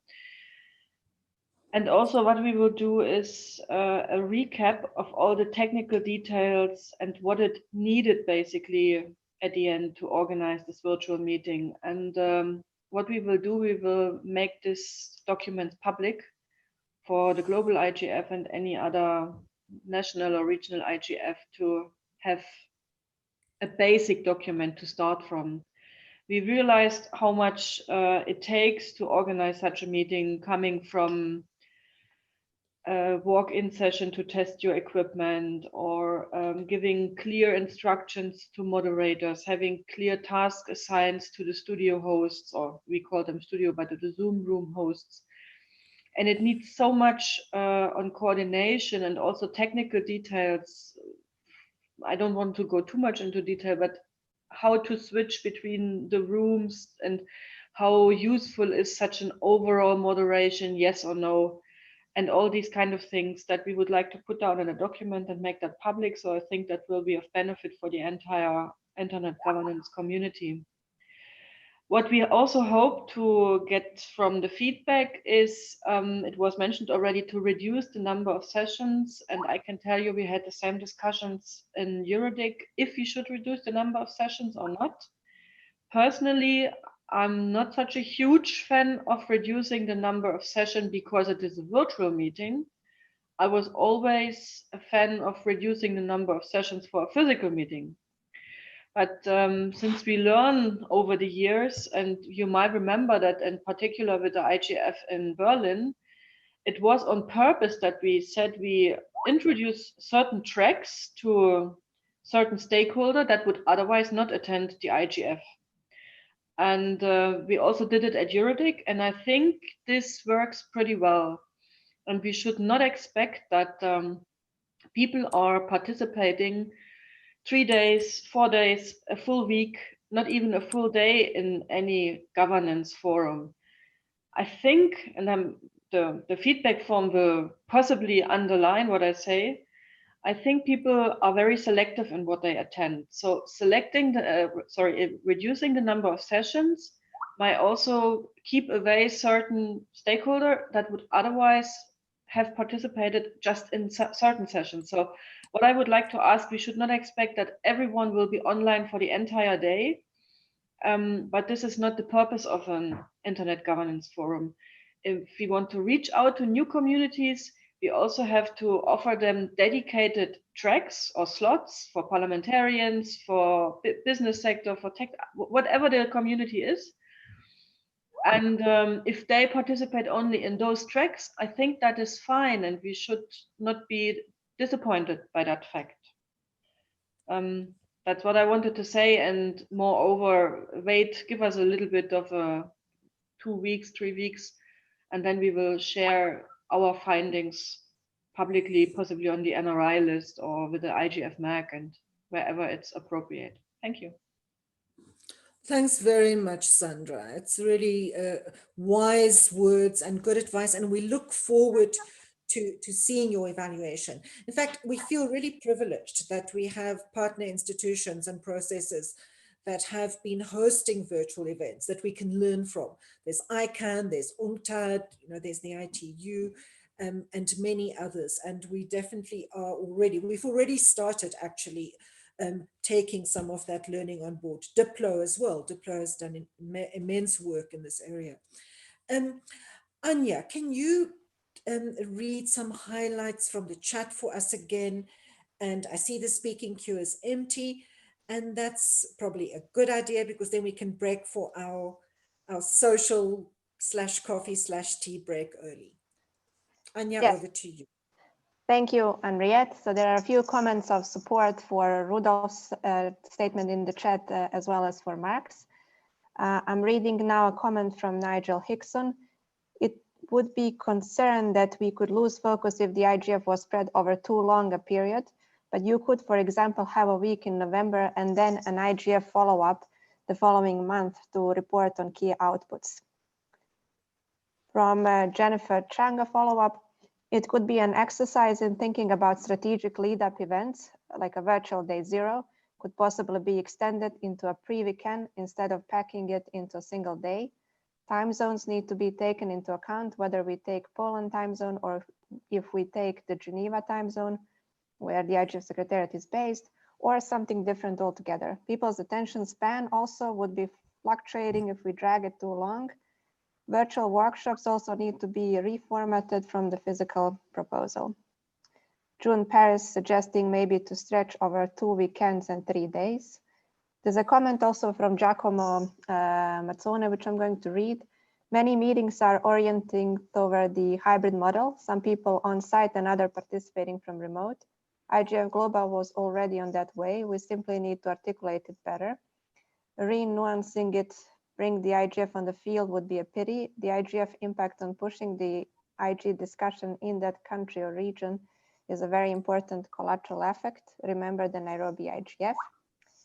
And I'm just going to read 2 more comments. One is from Mark Carvel. A more coherent IGF approach to involving national parliamentarians as lawmakers is needed. The UK experience is it is not easy for parliamentary committee members involved in digital lawmaking to dedicate the time and get the funding to travel to multi-stakeholder events in other countries. We do need virtual solutions to increase their participation, I think. And just a final comment from Juliana Harsianti. Perhaps we could consider about the road to IGF or pre-IGF. It would accommodate something from introduction to short workshops. A couple of comments also expressed agreements with Sandra's remarks. Thank you. Thank you very much, Anya, and everyone who's contributed, whether you took the floor or whether you contributed in chat. We'll document your comments and we'll take them on board as we plan for the virtual IGF. It's now time for our break. We also prepared a short poll, and I'm just consulting the Secretariat. I think we should we do the poll now before we break out, and then people can discuss the results in their breakout coffee/tea groups. Secretariat, are you ready to put our poll online? Hi, Henriette. Yes, this is Luis. We can launch it now. I will launch it now. Great, everyone. So we're going to give you a very simple, not very serious, but important question to consider. I hope you can all see it. We are just asking you what your immediate reaction is to a virtual IGF. Does it make you feel intimidated, excited by the challenge, or a bit of both?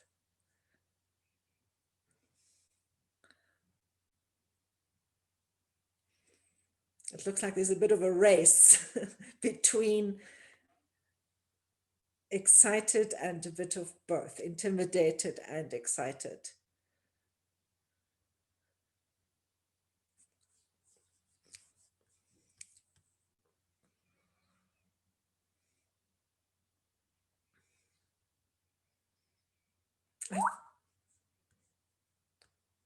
I think that looks good. I think, Luis, that looks like everyone has responded, more or less.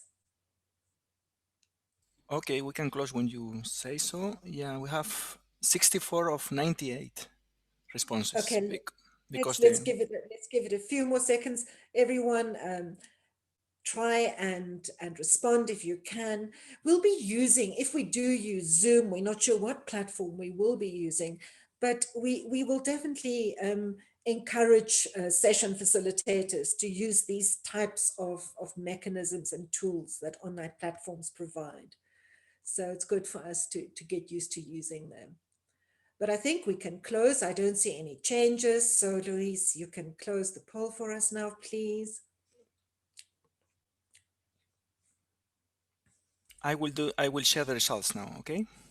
Thank For you. the participants.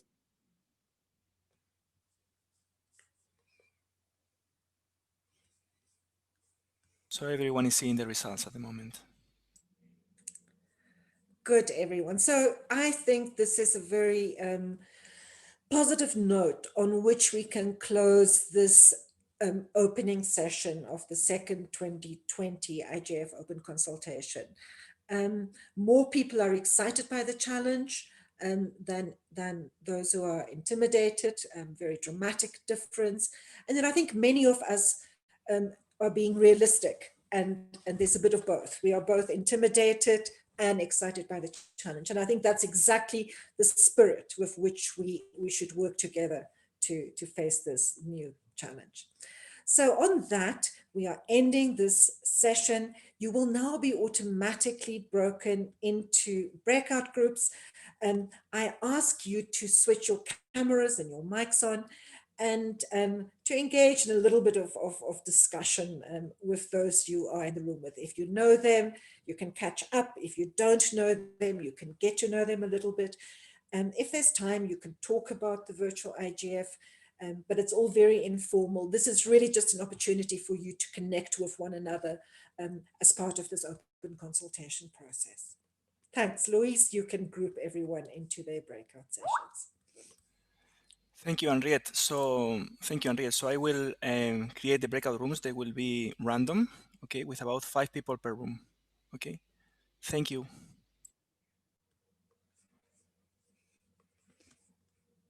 For those of you that don't know, we have a limit of 20 rooms for Zoom.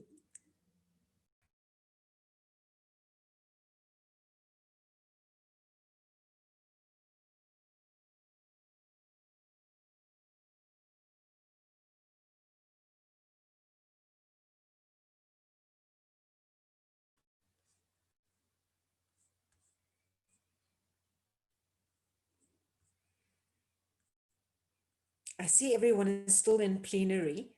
There it is, it's happening.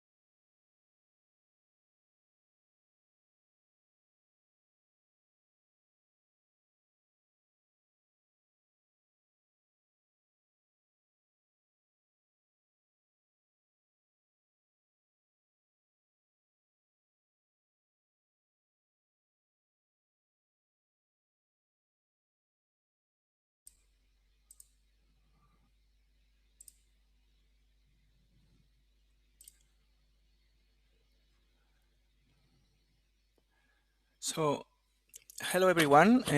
Apologies for this. There was a problem. I mean, it's not a problem. I just set the time of the rooms 1 minute. So we will recreate the rooms and put 15 minutes if it's okay, Henriette. Sorry for this. It was set 1 minute. It was a really quick introduction. Yeah. Let's. Seeing as we started a little bit early, you can make that was magical. That room was magical.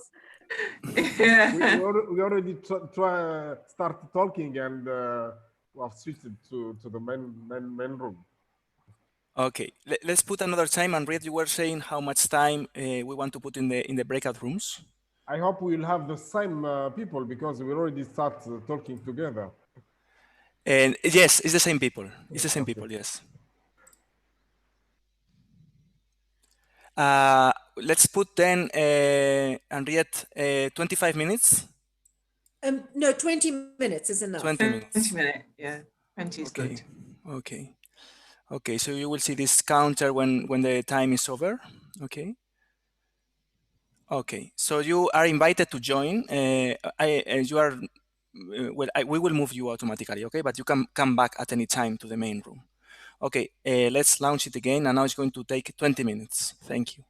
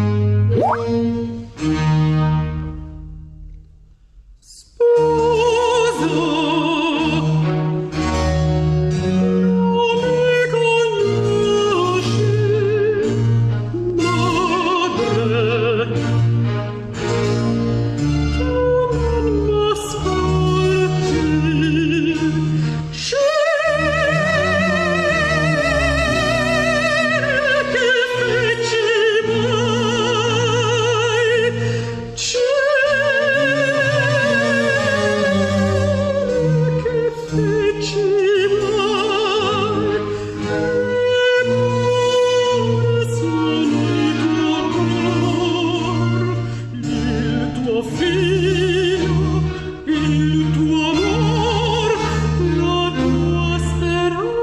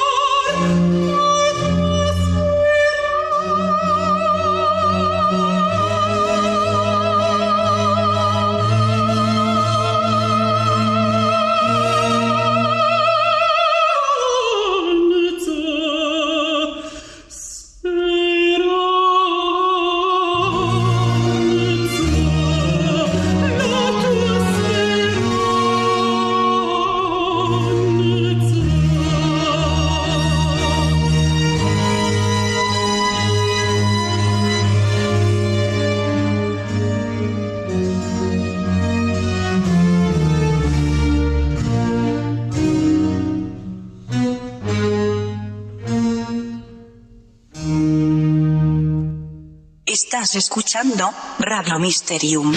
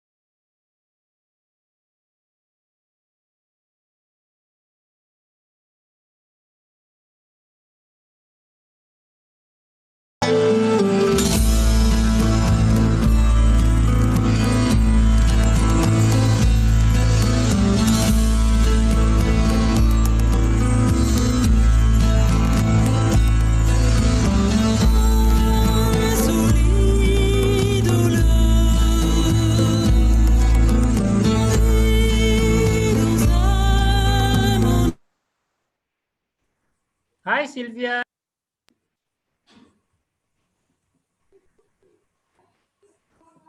Hi, Ananda. How are you? Very good. Anna? How are you? Very good. Is this another breakout session or this is the main session? The main session. Main session. Oh, This is hi, the main Irene. session. Hi, everybody. So welcome back, everyone. Yeah, I just confirmed That that. was excellent. Yeah, just confirm that we had an excellent breakout session as a surprise, and then we didn't finish yet, and then we will bring back magically back to the main session now. Other people that you have good breakout sessions, I noticed a few of them were a bit small, Great to see but you, most of them Sylvia. seemed very active. Yeah, we had 4 people actually, and we keep on talking in conversation. I mean, it's very pleasant. Thank you for making this kind of innovation. Yes, it was great to discuss with other members and see each other. I see Sylvia Cadena writes, that was lovely. I had to leave those great ladies for a while to have dinner with my family. Yes, I hope you have taken some time to get something to drink, to have a bathroom break if you need it. It's very Thank you. important. No, we were talking. Well, we on that had note, cafe, we had coffee and breakout and discussion. Sorry, can you repeat that? I said we enjoyed coffee and discussion. Good, good, good. Well, welcome back, everyone, and back to the plenary. We are now into the second component of our MAG meeting and open consultation. Thanks, everyone, for being part of this experiment and this learning experience. All of this, every little bit of this is going to help us have a really fantastic virtual IGF this year. So this component of the open consultation is a really important one. Aspect of the IGF's mandate that I think we often undervalue is that it was created as an outcome of the WSIS in Tunis to be a space where different institutions involved in many different aspects of internet governance can share their work and exchange their views and interact with one another. And what we normally do at open consultations is to give these different institutions involved in some aspect of internet governance the opportunity to give their feedback on the IGF, to give advice to the IGF for that year, and to share with us their work, work that relates to the IGF. So we received many contributions. Thank you very much to all of you who took the time to record videos. And these are all up on the IGF website. So now, unfortunately, we don't have enough time to play all of those. We trust that you've had a chance to look at them. If you've not had a chance to look at them, go and listen to them. And they are all on the IGF's YouTube channel. But to help us get into the question and answer session on these presentations, we've prepared a short summary of it. And I'm going to hand over to the Secretariat now to take us into this session by including, by presenting the summary. And I think you might want to give an organization who, I think there was a technical error with one presentation, but I'll let the Secretariat brief you on that. So Shangatai, can I hand over to you at this point? Yes, thank you very much, Henriette. We had 18 submissions, as Henriette said. Unfortunately, they each are about 5, 6, or 7 minutes in length, and unfortunately, we can't show them all because that would be about 90 minutes. So they are available on YouTube, and also there's a link available in the agenda. I'd also like to apologize to UNESCO. Their video got dropped for some reason, and we can play it after these briefings, just so that it's included. But I'll try and do a very rough summary. The Secretariat tried to summarize them, but as you know, they're all packed full of information. So I'll just try my best to be as concise as possible. So of the 18 submissions, we had a submission from the African Union. That video pointed out an increasing number of African leaders, including heads of states, are becoming interested in the Internet Governance Forum. And this resulted in 2 African Union resolutions related to Internet governance, which I think is very good. And of course, because of the COVID-19 pandemic, very, very few national and regional IGFs in Africa were able to hold their meetings. But to mitigate this, the African Union Commission and the African IGF produced a toolkit for organizing the virtual Internet Governance Forum conferences in Africa.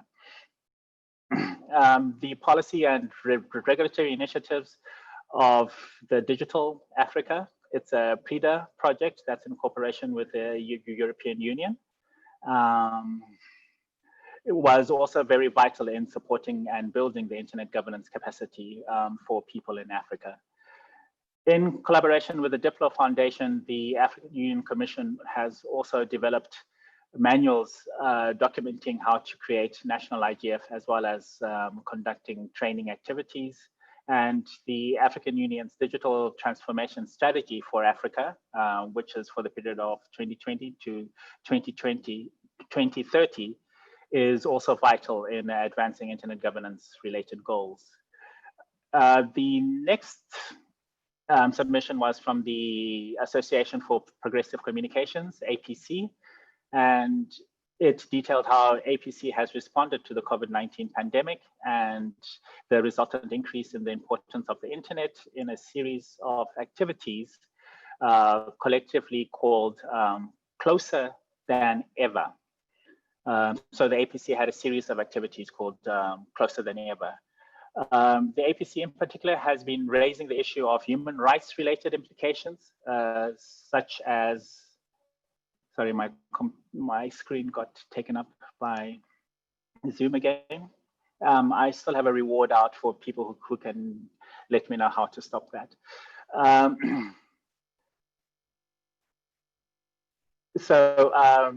The APC in particular has been raising the issue of human rights related implications, such as digital inclusion and of the government's responses to the pandemic.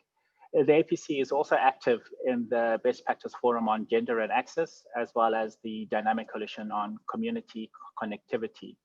And the APC is actively engaged in internet governance activities in Latin America, the Caribbean region, and also Africa. APNIC also did a briefing, and they detailed the, in 2019, APNIC had 250 separate face-to-face engagements across 35 economies in the Asia-Pacific region related to capacity building, network operators groups, and security and development of IPv6. COVID-19 also meant that these face-to-face engagements had to be replaced with online engagements, and the APNIC's 50th meeting will also be online rather than a physical event later this year. They also spoke about the APNIC Academy, which is expanding its online courses, and the APNIC Foundation, which supports the Information Society Innovation Fund, or ISEF Asia, that funds capacity building initiatives in Asia. They have a call for proposals for funding, and the deadline for that is 21st of June. CGI Brazil.br was the next organization, and this is CGI.br's 25th year, and CGI.br has launched National Internet Award to honor important figures in the Brazilian internet governance history. And these are also available online on YouTube. I watched a couple of them. I think they're very good and worth watching. And CGI.br has published 2 public policy notes recently, The first one is a set of recommendations on internet user resilience, and the second addresses concerns related to privacy, data protection in the context of COVID-19 and related data collection and processing. The Council of Europe is the next one, and they have presented the new priorities for the Council's Information Society Department, which are cybercrime and new media. In terms of data protection, there is a new priority to develop guidelines to safeguard privacy in the field of facial recognition. National education systems, electrical data, and also profiling online. So they've got guidelines for those. In the area of internet governance, new priorities also include addressing the business models of large online platforms, developing legal frameworks for the design and development of AI tools, and also promoting balanced legal frameworks to combat illegal online content.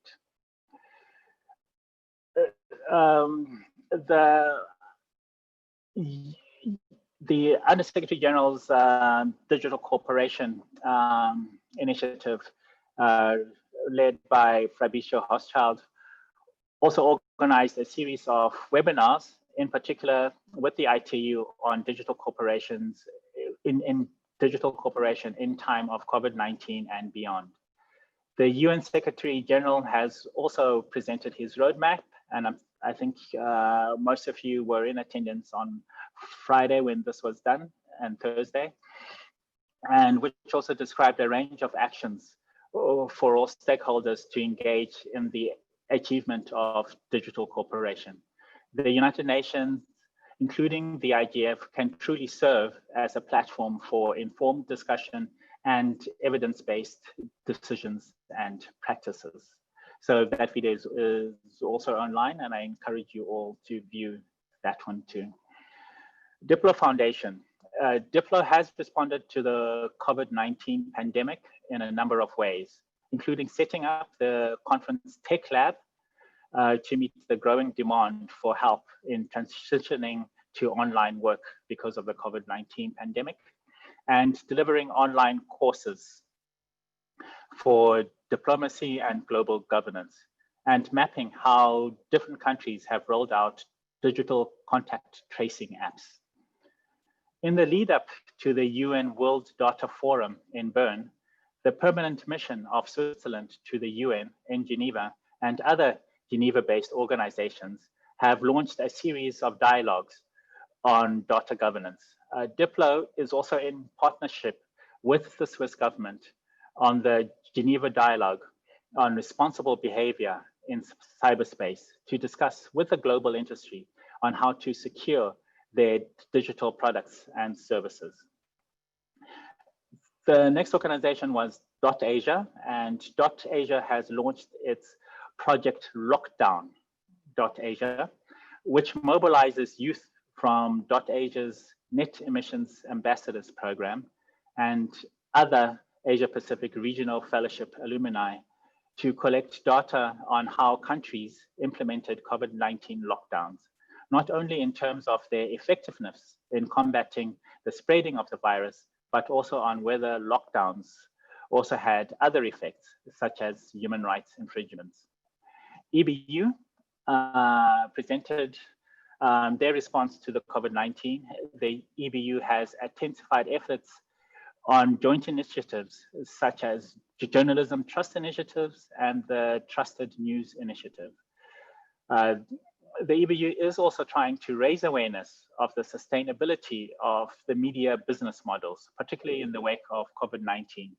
As if the media can't function properly, democracy can be adversely affected, particularly since media really depends on advertising. And with the lockdown, I think there was a decidedly drop down in advertising revenue. And the EBU has also created a sharing hub of experiences and best practices for media on how to create programs safely with lockdowns and social distancing in place. The European Commission, the Commission has adopted a digital strategy shaping Europe's digital future on the 19th February 2020, making the digital policy one of the top priorities of the Commission. The Commission has adopted a series of digital tools and actions in the fight against COVID-19, including European supercomputers being used to research and fight the virus.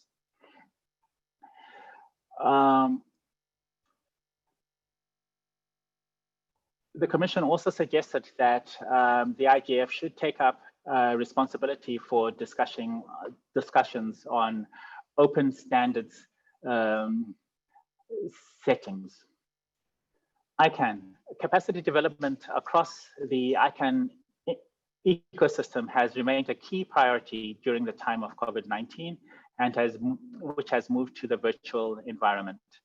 ICANN has been active in responding to the DNS abuse cases that have taken advantage of the pandemic. Team members from the Office of the CTO joined both the COVID-19 Cyber Threat Coalition and the COVID-19 Cyber Threat Intelligence League groups, which share valuable threat information focused on the response to the pandemic in the cyber realm. ICC Basis has partnered with the World Health Organization to facilitate information flows by disseminating the latest and most reliable information on the COVID-19 outbreaks to businesses worldwide, and also has launched a COVID-19 portal that offers trusted advice to businesses, policymakers, and chambers of commerce. ICC has launched Save Our SMEs, SOS campaign, that's small, medium enterprises, working with partners from international organizations like WHO, ILO, and UNICEF, with companies like Amazon or Facebook, with nonprofits like the Cyber Readiness Institute, with local chambers of commerce to gather and offer resources supporting policy advice and training of SMEs during the pandemic. ICC has also been providing cybersecurity training tailored for businesses and workers as they move their operations to a virtual setting or use their home networks and personal devices to conduct businesses. In addition to responding to the COVID-19 pandemic, ICC has identified 3 main focus areas for 2020, and that is cybersecurity, artificial intelligence, and multi-stakeholder digital cooperation. ISOC is working on a set of use cases and case studies that use its Internet way of networking frameworks to challenge or affirm a variety of emerging policies. The current areas of focus include intermediary liabilities, focused data localization, content filtering, interconnection and routing, as well as new IP proposals that have been submitted to the ITU. ISOC would like to organize a track of work in collaboration with the IGF MAG on different frameworks that have been developed for understanding how the internet works and how it is developing. The ITU has launched a new multi-stakeholder platform, Reg for COVID, to ensure that networks are kept resilient. The ITU was instrumental in the adoption of the Broadband Commission Agenda for Action, which outlines immediate measures that stakeholders can take to shore up their digital networks, strengthen capacity, especially at critical connectivity points such as hospitals, transportation hubs, and boost digital access and inclusion. The WSIS Forum for 2020 will also be held virtually from the 22nd of June, accumulating in the final week of online events from the 7th to the 10th of September. The ITU has 2 online public consultations open to contribution from all stakeholders. The Council Working Group on Internet Consultation is about expanding internet connectivity and the third draft of the Secretary General's report for the World Telecommunication ICT Policy Forum, WTPF, on the topic of policies for mobilizing new and emerging telecommunication ICTs for sustainable development, and this is also open to comment. RIPE NCC. RIPE NCC held the first fully virtual RIPE meeting, RIPE 80, in May, and this also attracted more than 2,000 registrants. The potential for such remote events in allowing many more people to participate than can participate in a physical meeting is self-evident.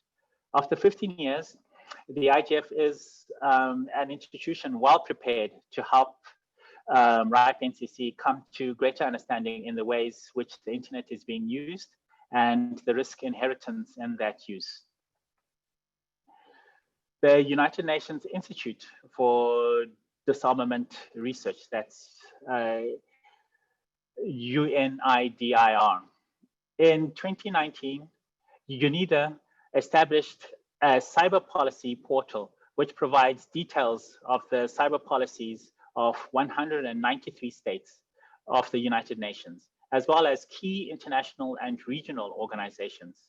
UNIDA has been conducting a series of webinars exploring the experiences and practices and the lessons that some states have undertaken to continue to learn in their efforts to reinforce the cybersecurity and stability. The final episode of the series is on June 25, and they look at the role of civil society in implementing norms. UNIDA is supporting the open-ended working group and the group of government experts currently underway at the United Nations to advance cybersecurity, stability, cybersecurity and norms development, as well as their implementation. UNIDA's annual Cybersecurity Stability Conference will go ahead this year on 8th of September in a hybrid form. This is, of course, due to the pandemic. I hope that was understandable. I did try to be concise, and I think it was less than the 90 minutes that the videos would take. We do have a video from UNESCO, which I said was unfortunately dropped for some reason, and we can play that now. I'll just defer to the chair if we should go ahead and play it. Thank you, Shangatai. I think, yes, I think we do need to, because the error was on our side. We somehow lost the UNESCO video. But before that, I actually want to pose a question to those from the technical community that gave us input, so they can prepare to respond after the UNESCO video. And that's just to give us a bit of an indication of what has happened with data usage and internet usage around the world since the outbreak of the pandemic. I noticed that I think Paul Wilson from APNIC referred to that. I don't want to put anyone on the spot, but if you can just consider whether you have some information you can share with the meeting after the UNESCO video. I think it would be important and interesting for us to look at what has happened with internet usage. So now, Shangatai, please go ahead and play the UNESCO video. Okay, just give me a sec just to switch my microphone and I'll.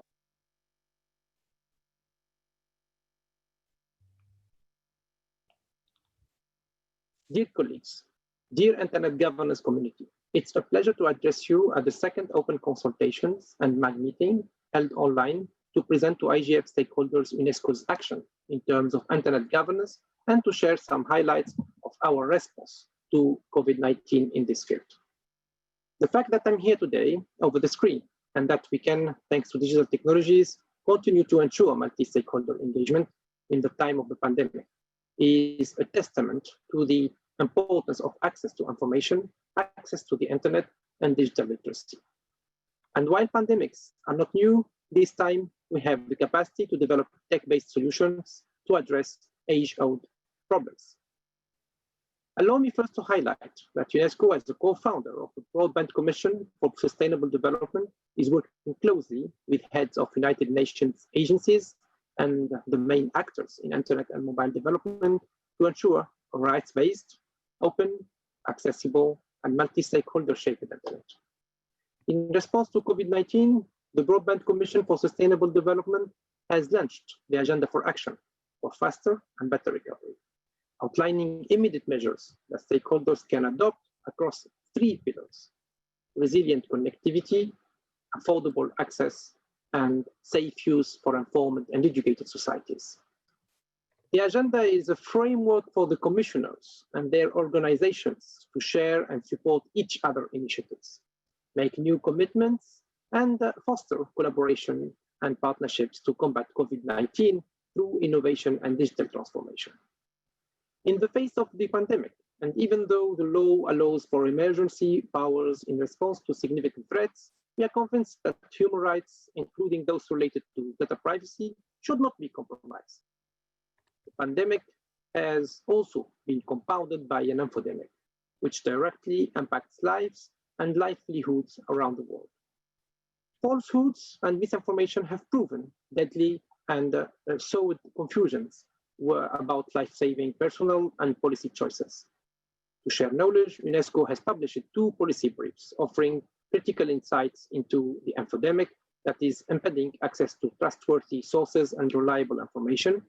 Within this Broadband Commission, UNESCO co-chairs the Working Group on Freedom of Expression and Tackling Disinformation, which will launch a report and set of recommendations in the coming months.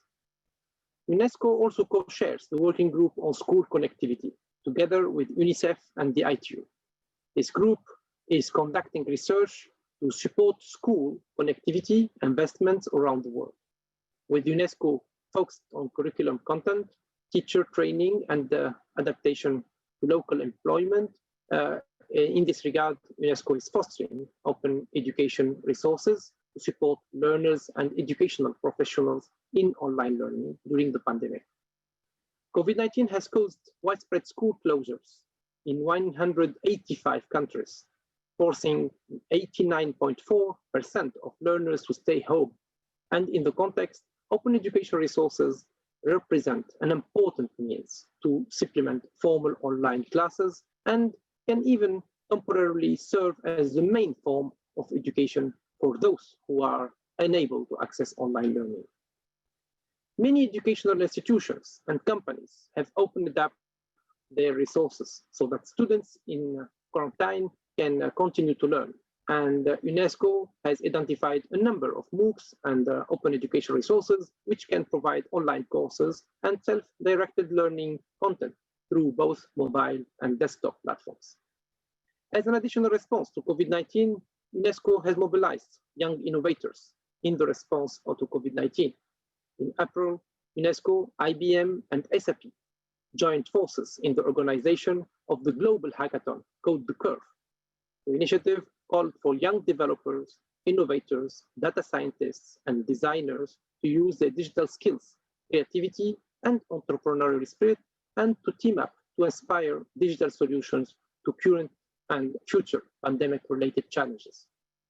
In the face of COVID-19, more countries are seeking to further enhance their internet. And UNESCO's Internet Universality Indicators offer a helpful framework for governments and organizations that wish to enhance the internet and use digital technology to combat the virus and address its impact.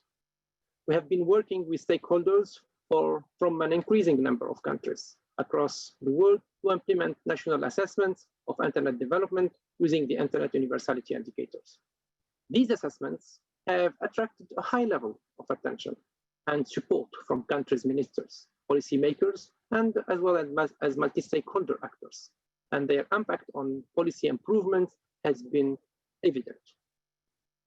Based on its deep engagement with the IGF community over the past 15 years, and as discussed with the MAG, UNESCO will be launching a dynamic coalition on Internet Universality Indicators at the IGF 2020 as a new space for sharing experiences and raising awareness of the value of these indicators and good practice in applying them in more countries. This dynamic coalition will be strengthening UNESCO's partnership with the IGF's multi-stakeholder advisory group and with other stakeholders, including national and regional IGFs, best practice platforms, and other coalitions to jointly advance internet policies at national, regional, and global levels. UNESCO is also building an online platform and policy observatory with data, tools, and reports related to the Internet universality indicators. The online platform will contribute to deepening synergies among stakeholders and advancing country agendas to transform information and policy recommendations into concrete actions. The Internet universality approach has also been applied to artificial intelligence in UNESCO's publication, Steering AI in Advanced ICTs for Knowledge Societies, which provides a number of key recommendations on ensuring that use of artificial intelligence is human-centric. UNESCO will continue to engage governments, the private sector, internet intermediaries, the technical community, and academia to ensure adequate safeguards of privacy and personal data protection are put in place in artificial intelligence-related apps and measures to counter COVID-19. Ladies and gentlemen, I will close by highlighting that artificial intelligence was developed by Alan Turing as a technology used during World War II. At the time, Turing said, "We can only see a short distance ahead, but we can see plenty there that needs to be done. Plenty can and needs to be done with artificial intelligence." And UNESCO is committed to ensuring that questions of human rights and ethics are not afterthoughts in the process of technological innovation, whose mission is to reduce suffering, not increase it. As many of you are aware, UNESCO is in the process of developing a standard-setting instrument on the ethics of artificial intelligence.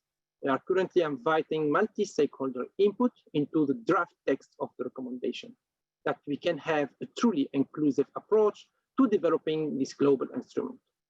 I invite you all at the MAG to participate by sharing your views, thoughts through this online portal, and encourage you to share it among your networks for a truly inclusive and diverse artificial intelligence. We must ensure that everyone has a seat at the table and that the future of artificial intelligence is co-created for social good. In the spirit of inclusive, multi-stakeholderism, and smooth cooperation for the better good, I wish you successful deliberations. Thank you very much. Dear colleagues. Thank you very much for that input, Moe Shakshok from UNESCO and your colleagues. And again, our apologies that your pre-prepared recording somehow fell off our platform. And thanks to everyone else. I now open the floor to questions on these contributions. And if there's anyone else who has a contribution to share, please do so. I just want to start us off by asking if they saw my note in the chat. And when I reviewed and listened to all these inputs, I noted that particularly people from the technical community, and it's fantastic that we had several regional internet registries respond, and talk about the changes in internet data usage. The fact that people are working from home and the increased use of video. So I don't know if any of you are ready to be put on the spot, just to give everyone a short indication of what the change has been and how current internet infrastructure has been able to respond to that. My sense has been that existing infrastructure has responded quite well, and where the real gap has been the exclusion of those who don't have access. But if anyone from the technical community is able to give us a little bit of an update on how the infrastructure has upheld, that would be useful. I don't see anyone responding, and others please start requesting the floor. I'm checking our list of participants to see if there are hands, and I see several hands. Okay, so Paul Wilson, you have the floor. And after you, we'll have Arthur from Afrinic. Paul, over to you. Thank you very much, Henriette. Can you hear me? Yes, we can hear you. And Great. please switch on your camera as well. My camera is on. Hopefully you can see me. Thank you very much, Henriette. Congratulations to you on your appointment as chair of the MAG. And thanks to the Secretariat for organising this meeting. I don't have really comprehensive information at all about what's been happening technically in terms of infrastructure or traffic across the net. I mean, this will be a long and involved story from all corners of the net, I have no doubt. Because I can say that there are a few very interesting things being seen which are being reported and which give you sort of indications of the types of shifts that have been happening. So at one of APNIC's recent online networking from home events that we've held, that I referred to in my submission there, these are events which are receiving, like the RIPE NCC reported, at least double, probably a tripling of the attendance that we would normally have expected at an event like that. So incidentally, they're being really well attended and in themselves contributing to the sorts of patterns that I'm about to refer to. But one of the sessions that we hosted at this event was for network operators reporting on the impacts of COVID-19, and we had in particular representatives from internet exchange points around the region who were reporting a really very clear shift in traffic patterns, which coincided with the beginning of lockdowns in their respective sort of areas. And that tended to be a change or even an inversion in the pattern of traffic direction. So where consumer networks were traditionally and normally receiving the vast majority of traffic through the exchange, for instance, through users receiving in the normal way, receiving video and so forth, those networks were starting to transmit a lot more than before. And so sort of inverting that pattern of traffic was something that was seen in a really distinct change that was shown in several cases. This is just a small, a tiny handful of exchange points concerned. So like I say, the interesting thing will be to see the broad scale patterns and how the patterns might have been replicated, how they might be different in different places. I mean, the impact of video conferencing, which is what people have been commenting on, is critical there, but it's only going to be critical where users have got upstream bandwidth to allow them to participate in video conferencing in both directions. Because even in Australia, for instance, those who are unlucky enough to have the lower class of NBN connections can often have a sub-megabit upstream bandwidth, even if they've got 20 meg down or so. And it's very obvious if you're on a video conference with a bunch of people, it's very obvious from the quality of the images that you see who has got a decent level of upstream bandwidth from their user connection. And so the reason they might not have that upstream bandwidth could be some network effect in the middle of the network. It could be an under provisioning in the network. It could be as I say, the fact that user connections in many cases are still asymmetrical. And those are the things which are being really challenged. So an Australian Prime Minister said famously a few years ago that the internet was nothing but a video entertainment system, and it's pretty obvious when you're looking at this kind of situation that that's exactly not what it is, and that when it's been called on to provide this this service, this sort of new level of service, it's come through really well. And I mean, another interesting impact is very visible in Google's public statistics of their IPv6 usage. Those stats have got a very interesting oscillation on a weekly basis, which show much higher or significantly higher IPv6 usage on the weekends, indicating that that people through their office connectivity don't use IPv6 so much as they do through home connections. That's also changed very markedly. So, you could look in all sorts of different corners of the net, different indicators, and see these changes. I think one of the things that is really notable is that what we haven't seen, that I don't think has been reported at any time, is any wide scale outage across the internet as a result of what's been going on. So in terms of the provisioning of DNS, even the performance of the carrier networks, even the performance of the video networks, they have there hasn't been a kind of like an infrastructure attack that's come from COVID-19. The effects have actually been very much locally experienced and locally handled. And I actually think this is a really important point for the IGF, that even with this kind of very documented, very noticeable global impact on infrastructure that could easily really somehow fundamentally threaten the viability of the internet, what you've actually seen is the stresses that have occurred have been localized, and they have caused all sorts of different local effects, but those local effects are dealt with locally.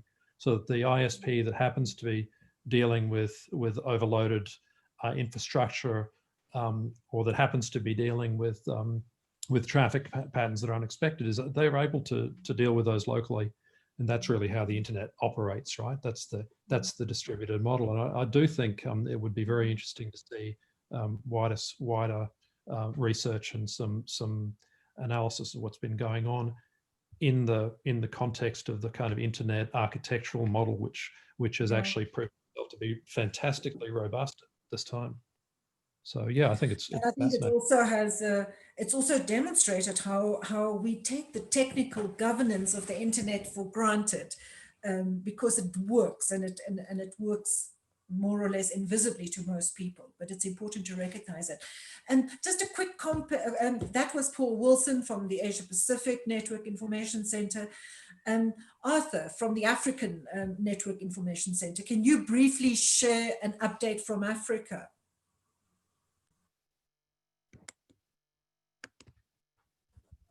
Sorry. Thank you, Harriet, and IGF Secretary and all the participants. Do you hear me? Yes, we can hear you. Okay. Okay. Following Paul's intervention, I would like to add a few points regarding as to what's happening at the African region.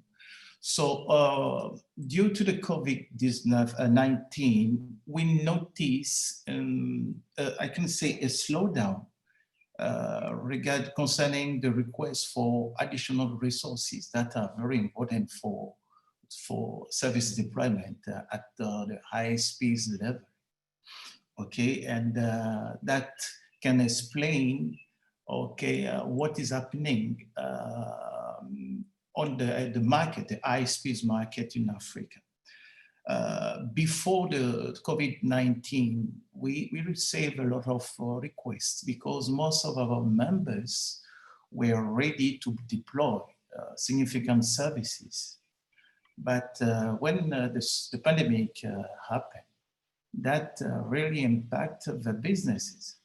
That can impact as well the request of a demand for IP resources. Okay, that is one of the first point. And that is also explained the slowdown of our membership. But one thing also you have to notice is in terms of what we have at the area industry is membership fees. So most, not as most, but we notice some members that are mostly ISPs that will request Afrinic to postpone the payment of the fees because they are facing some issues, financial issues at the home level. So that can explain the real impact of COVID on the ISP services within our region. But we also decided to react vis-a-vis of that situation is to provide more services, online services to our different high schools. Even if they have postponed some of our projects, we decided to work with them to take the opportunity of the, I can say, the frozen period of activities to increase the skills in terms of security on the internet, to increase the skill in terms of IPv6 deployment that will be necessary for the 5G services that probably will happen after the pandemic. So at Afrinic, we decided to engage more with our members and the community for online services. That's the reason we are promoting our e-learning platform, okay, to invite government, to invite high speeds, to invite the civil society group, okay, to learn more about internal governance and the technical skills they need to deploy the different services.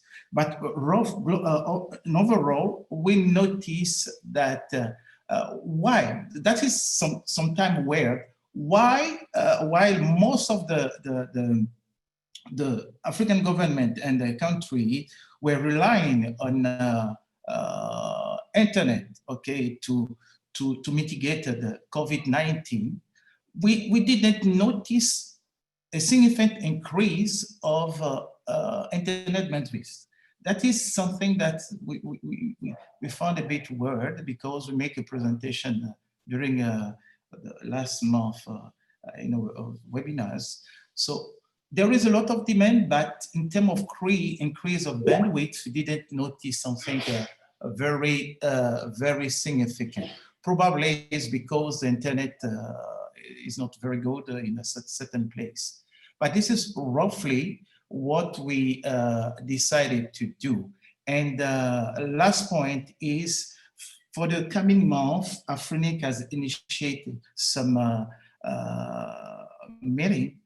We will be done both in English and French, and sometimes in others language, to bring all our community to understand more what exactly internal governance is and how they can contribute to build a sustainable internet in Africa. This is roughly what I would like to share with you. Thank you very much for that input, Arthur and Paul.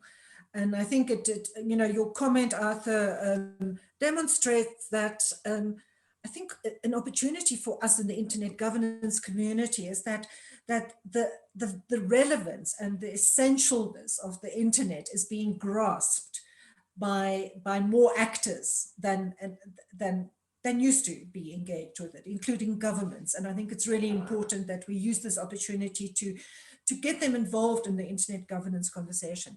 But let's open the floor to other issues. I think our input so far, we only talked about the technical issues now, but the range of issues raised by the contributions is really broad, from the human rights issues raised by the Council of Europe, for example, to issues of information and misinformation and getting trust into journalistic sources reestablished. So I'd like to open the floor. We have a few people in the queue. We have roughly half an hour left for this session. So please add your name to the queue to ask a question or to share your information. Remember, this is to help us plan and enrich the program. So ISOC, for example, made some contributions on how we can deal with emerging issues. So please, everyone, the floor is open to raise any issue you think is relevant to the IGF this year. So next we have Giacomo Mazzoni. Giacomo, you have the floor. Thank you, Henriette. I will not come back on what is already in my video intervention, because I'm sure that all of you have seen it. So I just want to stress and share with you, trying to put the video as you requested, even if the connection is not ideal at home. I want to share with you the one of the main lessons that we learned during this period, and is the fact that we have seen very much how it's important to have a holistic approach to the connectivity problem.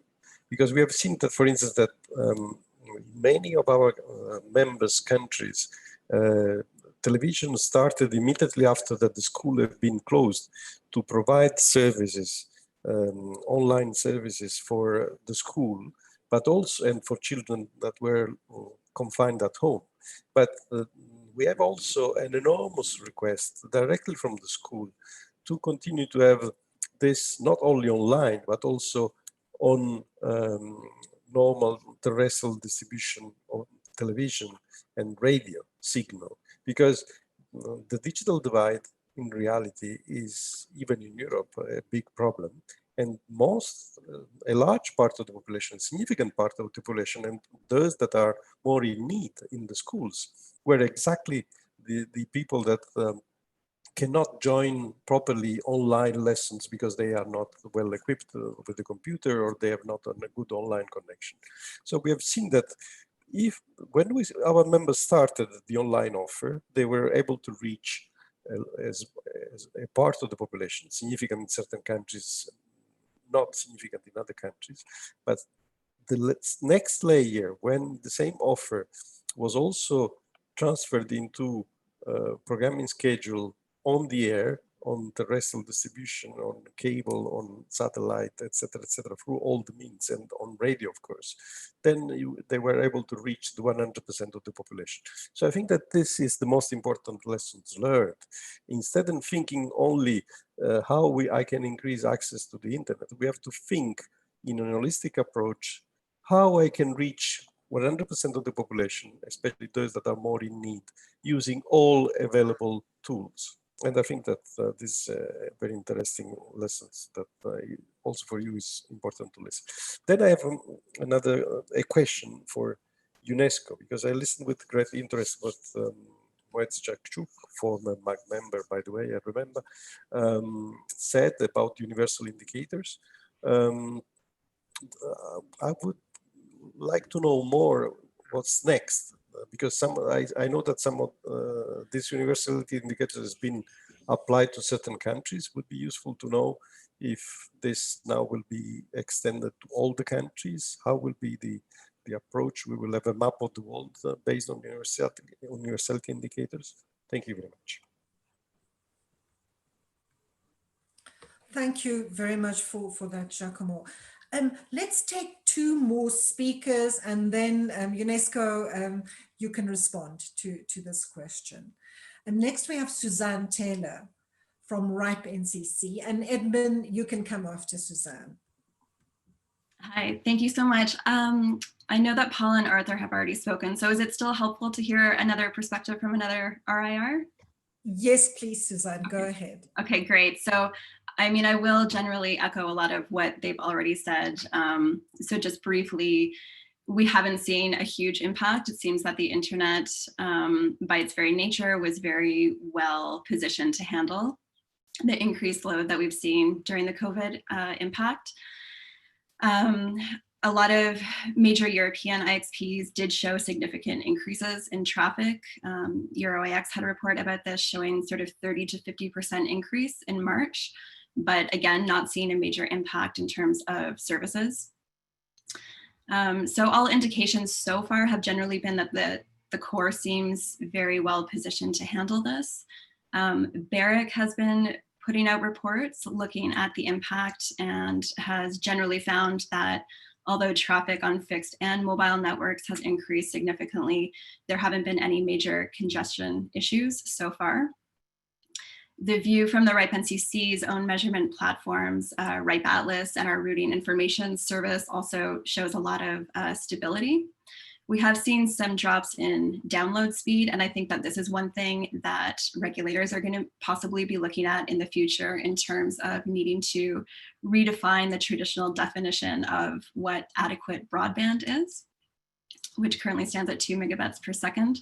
So I think that that's something that's possibly going to get some attention in the future. Where we have noticed some challenges globally is, and Paul mentioned this, in last mile access, I think has been an issue for some.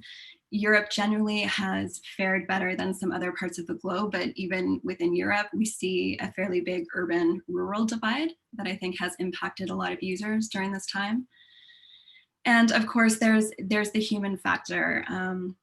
I think you mentioned, Henrietta, that a lot of governments and other stakeholders have been paying attention to the internet more and more in recent years as more of our lives and economies and societies move online. This has only served to shine an even greater spotlight on that.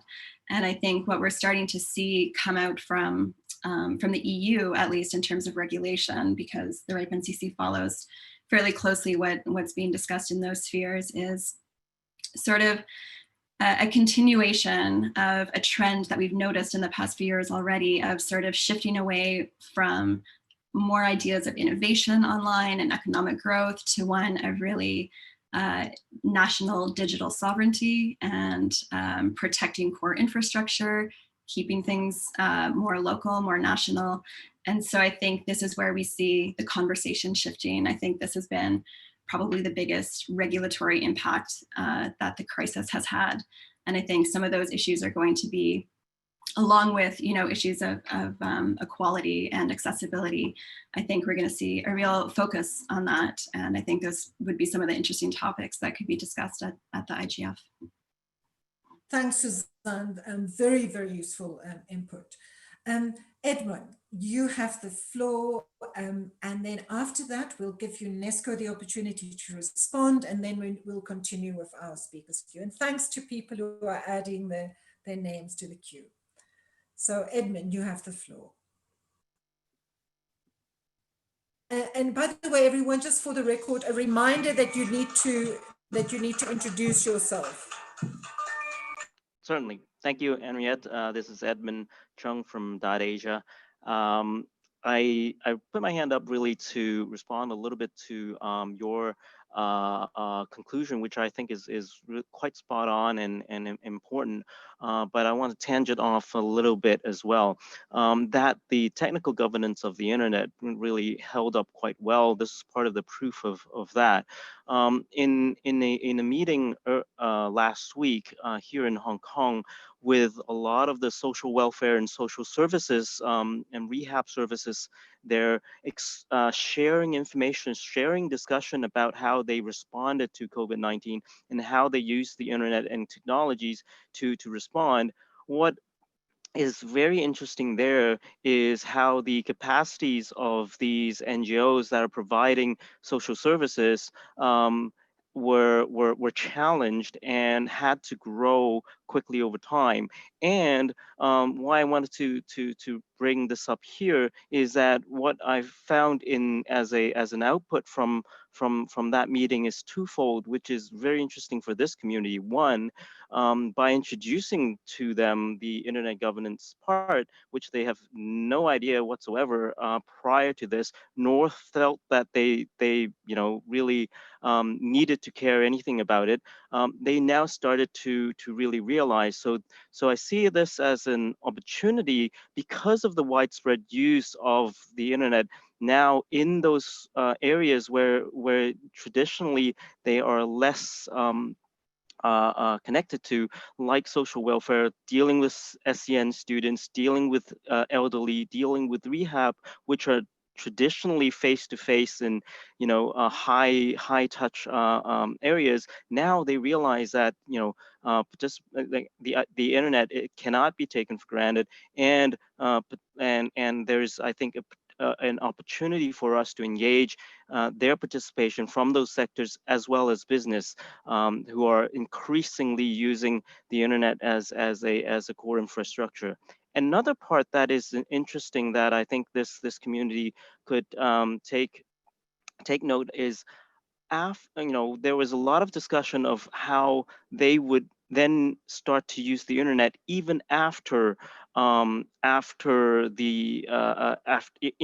hopefully, and I'm sure at some point COVID-19 will start to go down, and even after, how they would utilize the internet, coming from the experience of originally putting things together ad hoc and learning as you know, as they run, thinking about how to augment but not replace, augment their existing services and improve the experience of people utilizing the internet. And I think those two areas would you know, kind of in conjunction, allow us to better engage them to participate here and to enrich the conversation here as well. And that's, I think, the part that I wanted to add.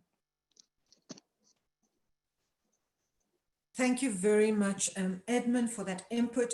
And just to remind everyone that we do have interpretation in French and English. So you can speak in French, and you can also follow the interpretation in French. So just Louise has just sent instructions to chat. So please, everyone, feel free to use this facility. We don't always have it, and we only have it today thanks to Poland, who is supporting it for the purpose of this consultation.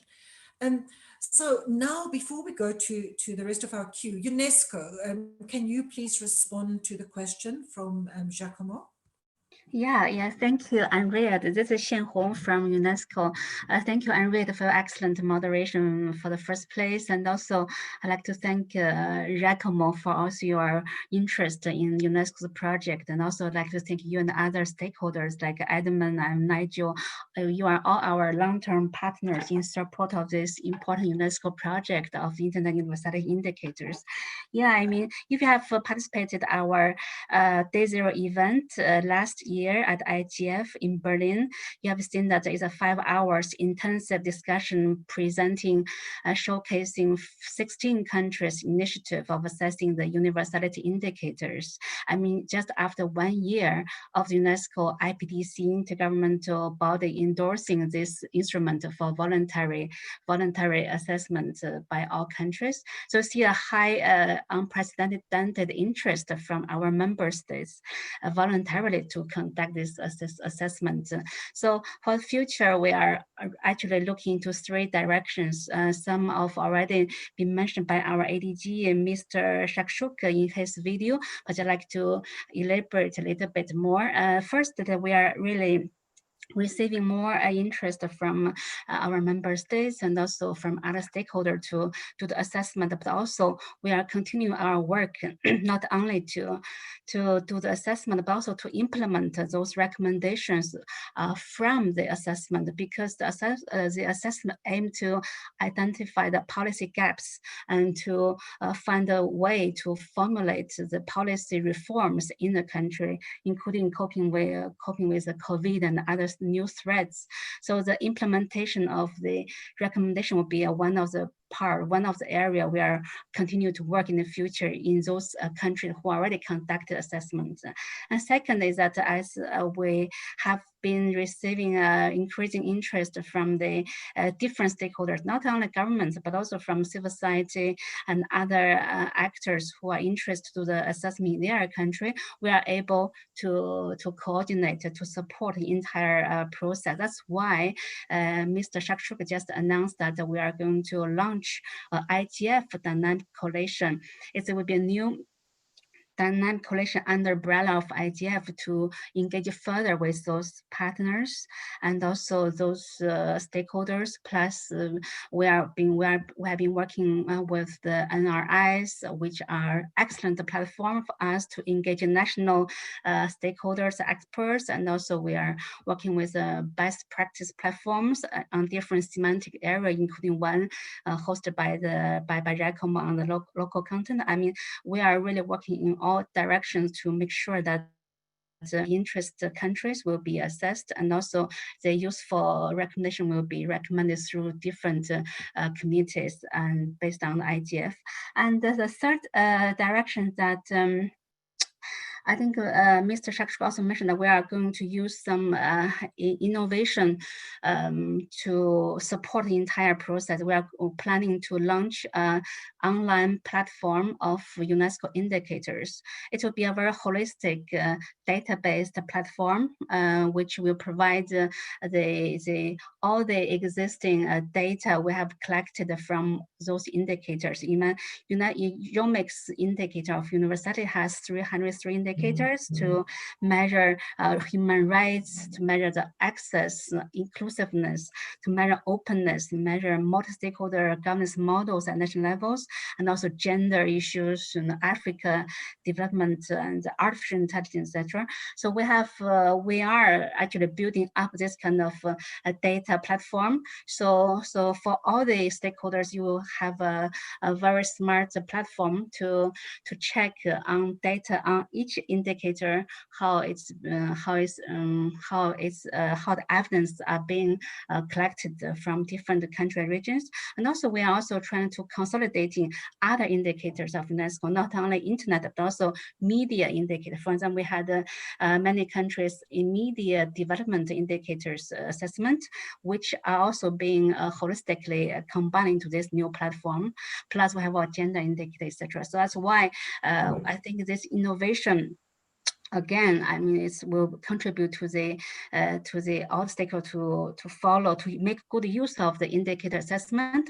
And also we are providing the online tutorial, the methodological guidance, because this indicator assessment are quite complicated. We have realized that at national level, we are trying to operationalizing the multi-stakeholder approach in assessing indicators. Then there's a lot of need for technical support. That's our platform also provide this kind of support. So all in all, I think I can stop here, and I'll be around online, and happy to discuss whether in private or collectively. And also I already share our website online, and also we are also having our page of DC on IGF website, our mailing list, etc. I just welcome all of you to contact me or contact our mailing list to join this giant process in the future. Thank you. Thanks very much for that input, Zhang Hong. And I noticed in the chat that Anne-Rachel Aîné from ARIN has also responded. And please note, she points out that the video contribution from ARIN highlights the situation of small island states in the Caribbean. So definitely, please take time to watch that. It's very interesting. And next I give the floor to Chat Garcia Ramilo from my institution I've been associated with for a long time, Association for Progressive Communications. Chat, very nice to see you and hear you. You have the floor. Great to see you too, Henriette, and everyone else. I just, I want to point out just a couple of things. One is in response to the last mile connectivity. And I think this is where what we're seeing is that, the divide is definitely potentially is growing, and it's becoming more intense for those people, for people who do not have connectivity. And I think one of the things that we in APC have been working on, and that we feel that needs to be that needs more attention, is definitely around enabling environment for community networks. And I think at this stage where it's people are being locked down in communities, it really is a situation where if there are community networks that people trust and people have connections with around community level, that really will increase people's connection to information, health, etc. And I do think that really needs to be in the conversation in a bigger way. So that's the one thing. I think that the second thing I wanted to point out, I was at a forum today where the discussion of the conviction of Maria Ressa, who is the editor of Rappler in the Philippines was convicted under the cybercrime law of the Philippines. And it's a huge issue. David Kay has sent an, supported this. The UN Special Rapporteurs have supported Maria Ressa, and still there was a conviction, and the basis of the conviction was the cybercrime law. And I think it is a trend that we need to look at, because governments are using laws to really close down freedom of expression, to criminalize speech in as well in social media at a time of the pandemic when people really need to be much more in touch. And I do think that really is going to threaten the openness of the internet as we know it, and the trust in the system. One of the things that we've also noted is that there has been a proliferation of more misinformation, and it's difficult. It's much more difficult for people to really see, to really understand what is going on. This is the time when they need to trust the information that they get, and the information really has been not that, it's becoming more difficult for people to trust the information. And that, I think, is something that we need to look at at this time.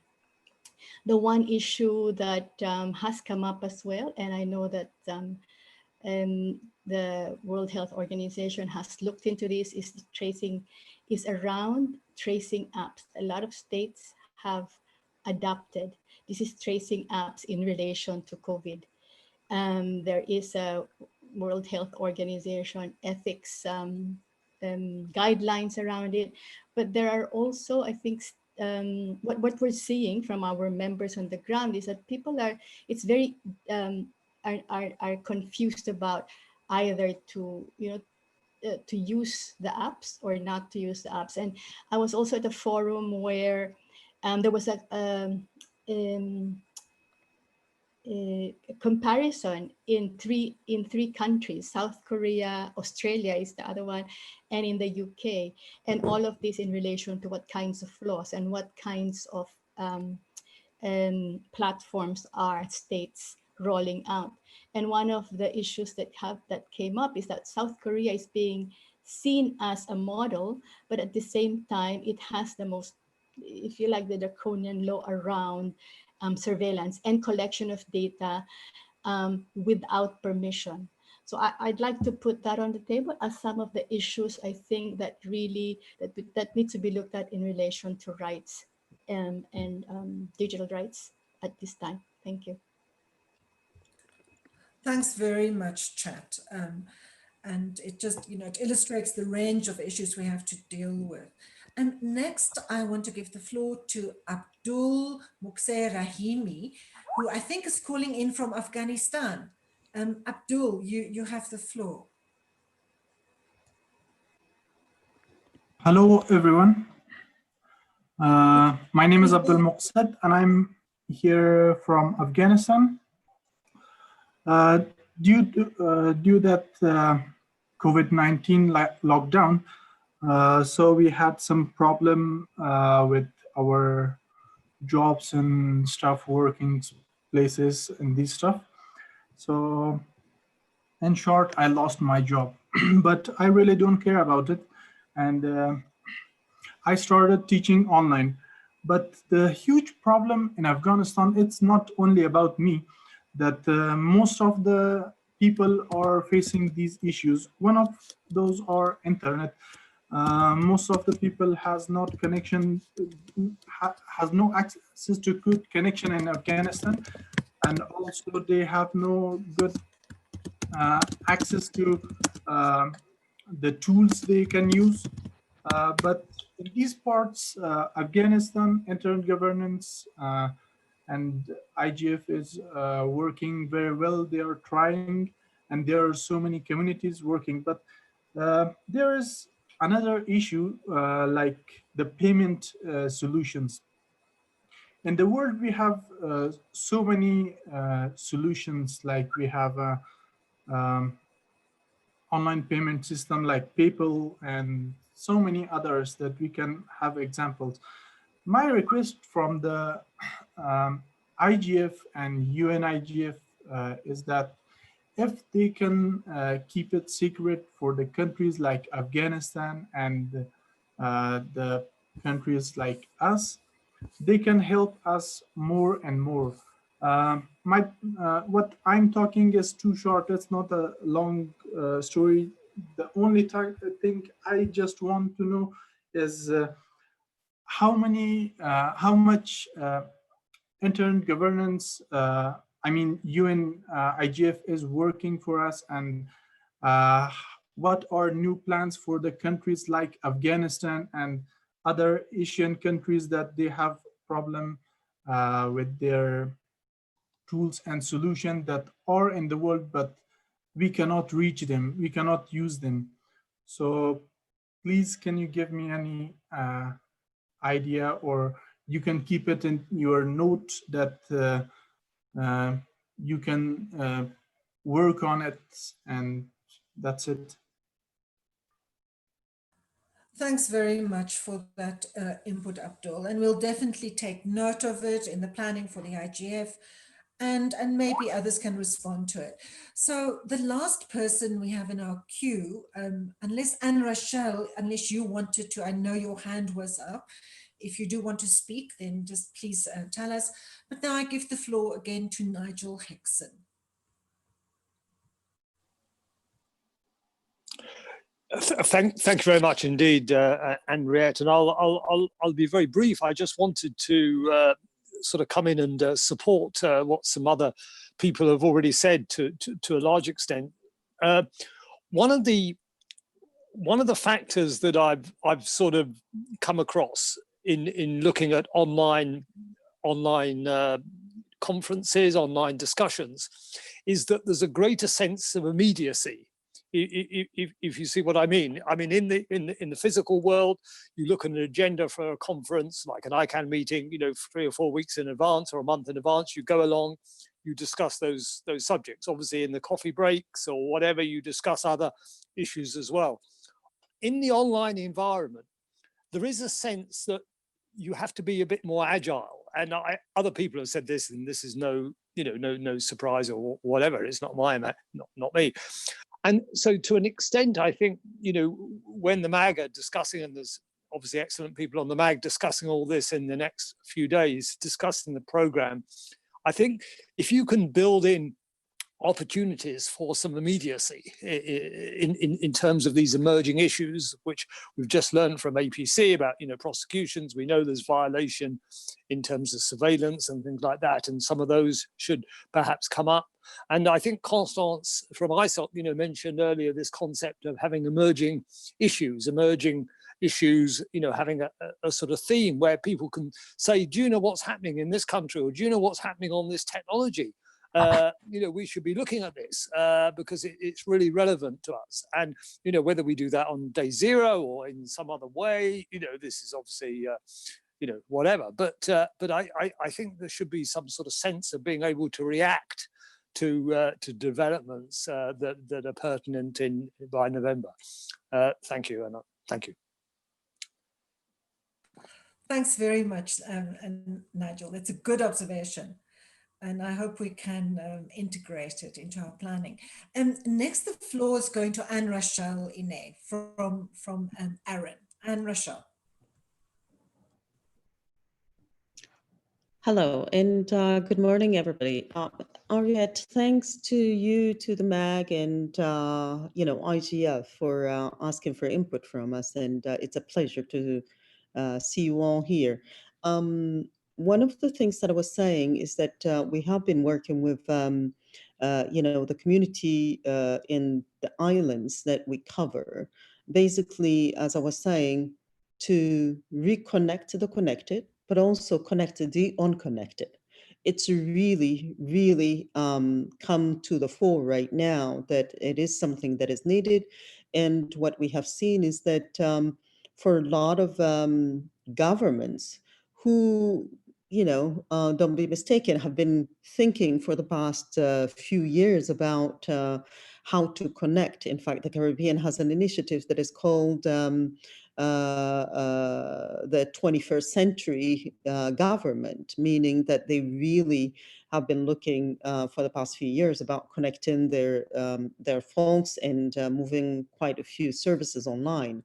But this has become something that is now just not only urgent, it was for yesterday, and everybody is scrambling to get there in an area where, bandwidth has been dire. And, that's why um, uh, we have been working, we have been having webinars, we have been, supporting the communities in terms of connectivity, in terms of some of the things that they want to put together, and the taking into account, of course, issues that are very particular to the Caribbean and small island developing states that are, lack of human resources, as well as, financial resources in general, not to mention the bandwidth, as I said. So it is really very important that we do not forget all of these places where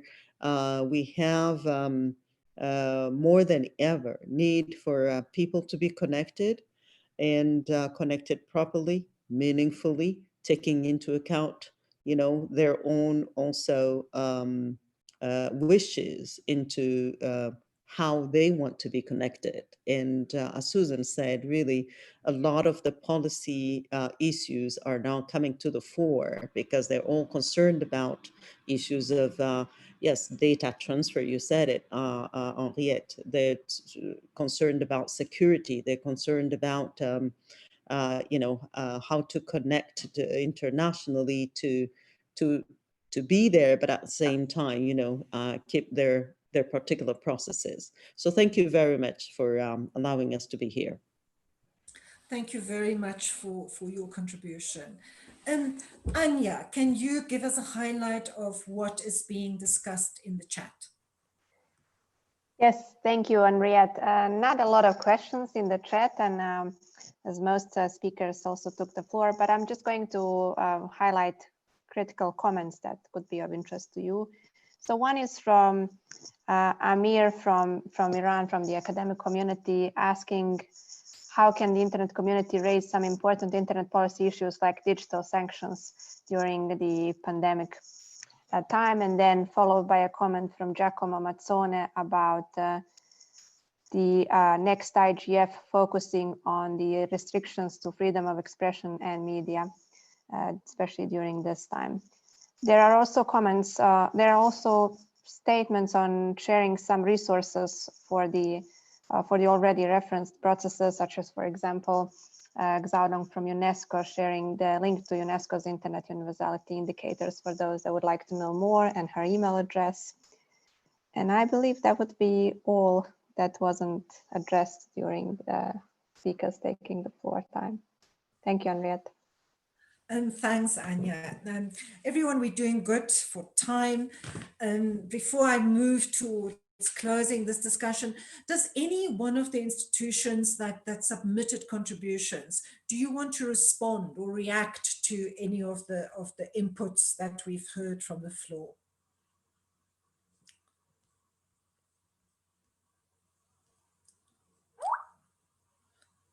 I see someone is joining this, the queue. Vinicius, you have the floor.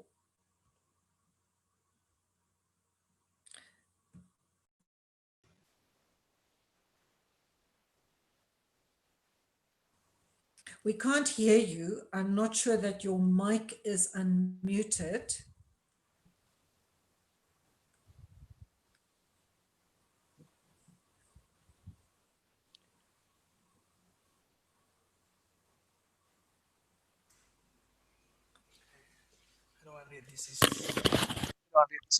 Again, it seems his microphone is unmuted, but for some reason the level must be Okay, so there's a problem. So Vinicius, we cannot hear you, but please type your contribution into the chat. I don't see anyone else taking the floor. So I am going to bring us to a close. So this was a very rich session. Now I want to start off by, Vinicius, are you ready to speak now? From Can you hear me now? Yes, we can hear you. Go ahead. Oh, thank you. I don't know what was happening. I was using a headset and unfortunately I had some audio issues. I'm not talking from an IR perspective, but I could provide you with a brief overview in a more national perspective. So just trying to add to that discussion about the traffic increase. Before that, thank you, Henriette, to give the space, and hello, colleagues. Vinicius from the Brazilian Internet Steering Committee. We indeed sent a video giving a brief overview of our activities locally, and just trying to add to this discussion. Yes, in Brazil, we had an overall increase in traffic as well. Observing the traffic behavior in our ecosystem of an internet exchange points, for example, we have experienced an increasing bandwidth demand in the overall scenario for the country. But for example, the IX in São Paulo has measured traffic peaks over 11 terabits per second. So it was a huge increase in some sense. But after that, we had some sort of harmonization of traffic and having some sort of keeping of an average weekly measurement. There was also a shifting in terms of traffic peaks during the days because you have less concentrated moments as the traffic is more uniformly distributed through the day. More people at home and demanding more traffic from streaming contents, video conferencing, and so on. It is what we can see through the lens of our IXPs, but of course, Brazil is a huge country and there are several disparities in the different regions of the country and even in the different neighborhoods of the big cities. As other colleagues have stated as well, the overall comprehension is that we have indeed a natural increase in traffic demand, but we can also realize that the internet is being resilient to this context. I think this is what I would have to say as of now, but I'm available to answer and to chat about any other question. Thank you, Henriette. Thank you all. Thank you very much, Vinicius, for that input. It's really good to get voices from so many different parts of the world. So everyone, this brings us to a close of this session. Let me make sure that my camera is well positioned. Yes. I want to start by, thanking everyone for taking the time to send contributions. I also want to highlight that these contributions are not exhaustive. We know that there are many more institutions and actors that are involved in internet governance in one way or another. And so we don't want to privilege only those that have contributed today. We really want to be a platform as the IGF for everyone involved in internet governance to share information. And I'm very pleased, I think many of you would have seen the announcement that the IGF is getting a contribution from the British government to improve the IGF website. And we really want to use those resources to make the IGF website a stronger platform for facilitating this type of information sharing. I think the discussion was really useful. I think it depicted the richness, the range of issues, from issues of technical governance and inclusion, impact on small businesses, to the rights issues. I think the issues that was mentioned about affordability, about, Afrinic mentioned people are members, Afrinic members are asking for extension on paying their fees. I think in many parts of the world, the pandemic has come with currency impacts that has made it really difficult for people who have to pay for services, and many internet services are paid for in US dollars or euro. So I think we've touched on a lot of those issues. just to think back a little bit about the structure of the IGF, I think one of the challenges that we have this year is to retain the thematic structure and not lose that. We've selected this thematic structure of these 4 themes primarily because there was very positive feedback from the community to having 3 themes in Berlin. To not have the IGF, the Global Forum, focus on too many themes. We've added environment in response to community input. So we have 4 themes. And I think we shouldn't lose sight of the fact that having a cohesive thematic structure is important. And then we have, I think you've made it very clear that we need to keep space for dealing with emerging issues in the IGF. Many of the contributors have touched on that. So I think the MAG can and will take that into account when planning. And then with regard to the virtual IGF, I think thank you for all the reflections and the ideas. We're only at the beginning of this process of planning for a virtual IGF. So having your input today is very valuable. The MAG will work with that. I don't think we should rush into this planning. I think we need to listen, we need to learn, look at what others have done and learn from their experiences. So it will take a little bit of time to get this planning off the ground, but working with all of you, we will. So to just close our session, I want to remind you that later this afternoon, for those of us that are afternoon, for morning, for others, there'll be the live session from New York where Undersecretary General Fabrizio Hochschild will mention the roadmap and initiate the implementation dialogue on recommendation 5A and B, which are those recommendations in the high-level panel on digital cooperation that deal with the architecture of digital cooperation. And the IGF is very much part of that. And the IGF Plus, which we hope to be and help create, is part of that. So please join that.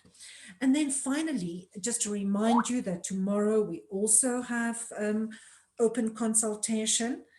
I'm just opening up the agenda in front of me on my phone. Tomorrow we start a little bit later. So I hope for those who had to get up very early to be with us today, it's better. Apologies to those for whom it's late.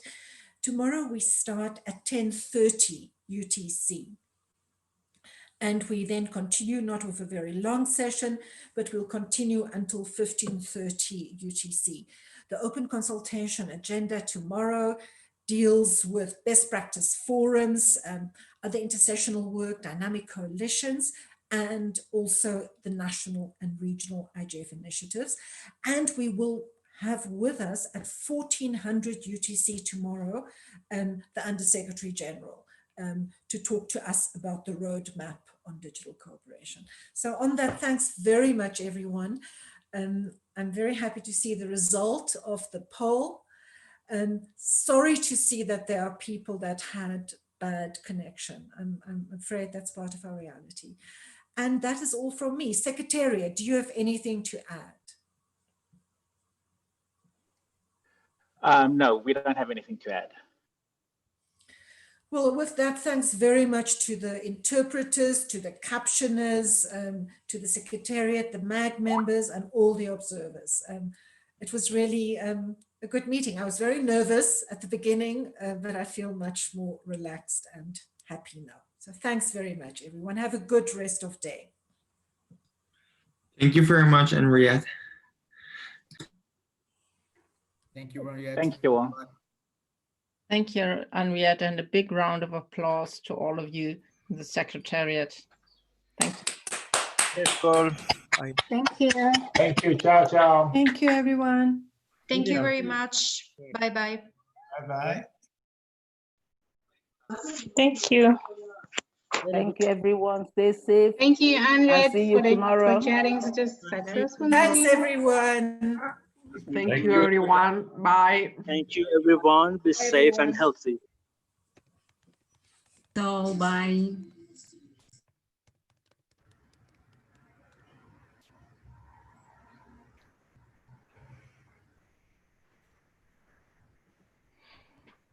Thank you, everyone.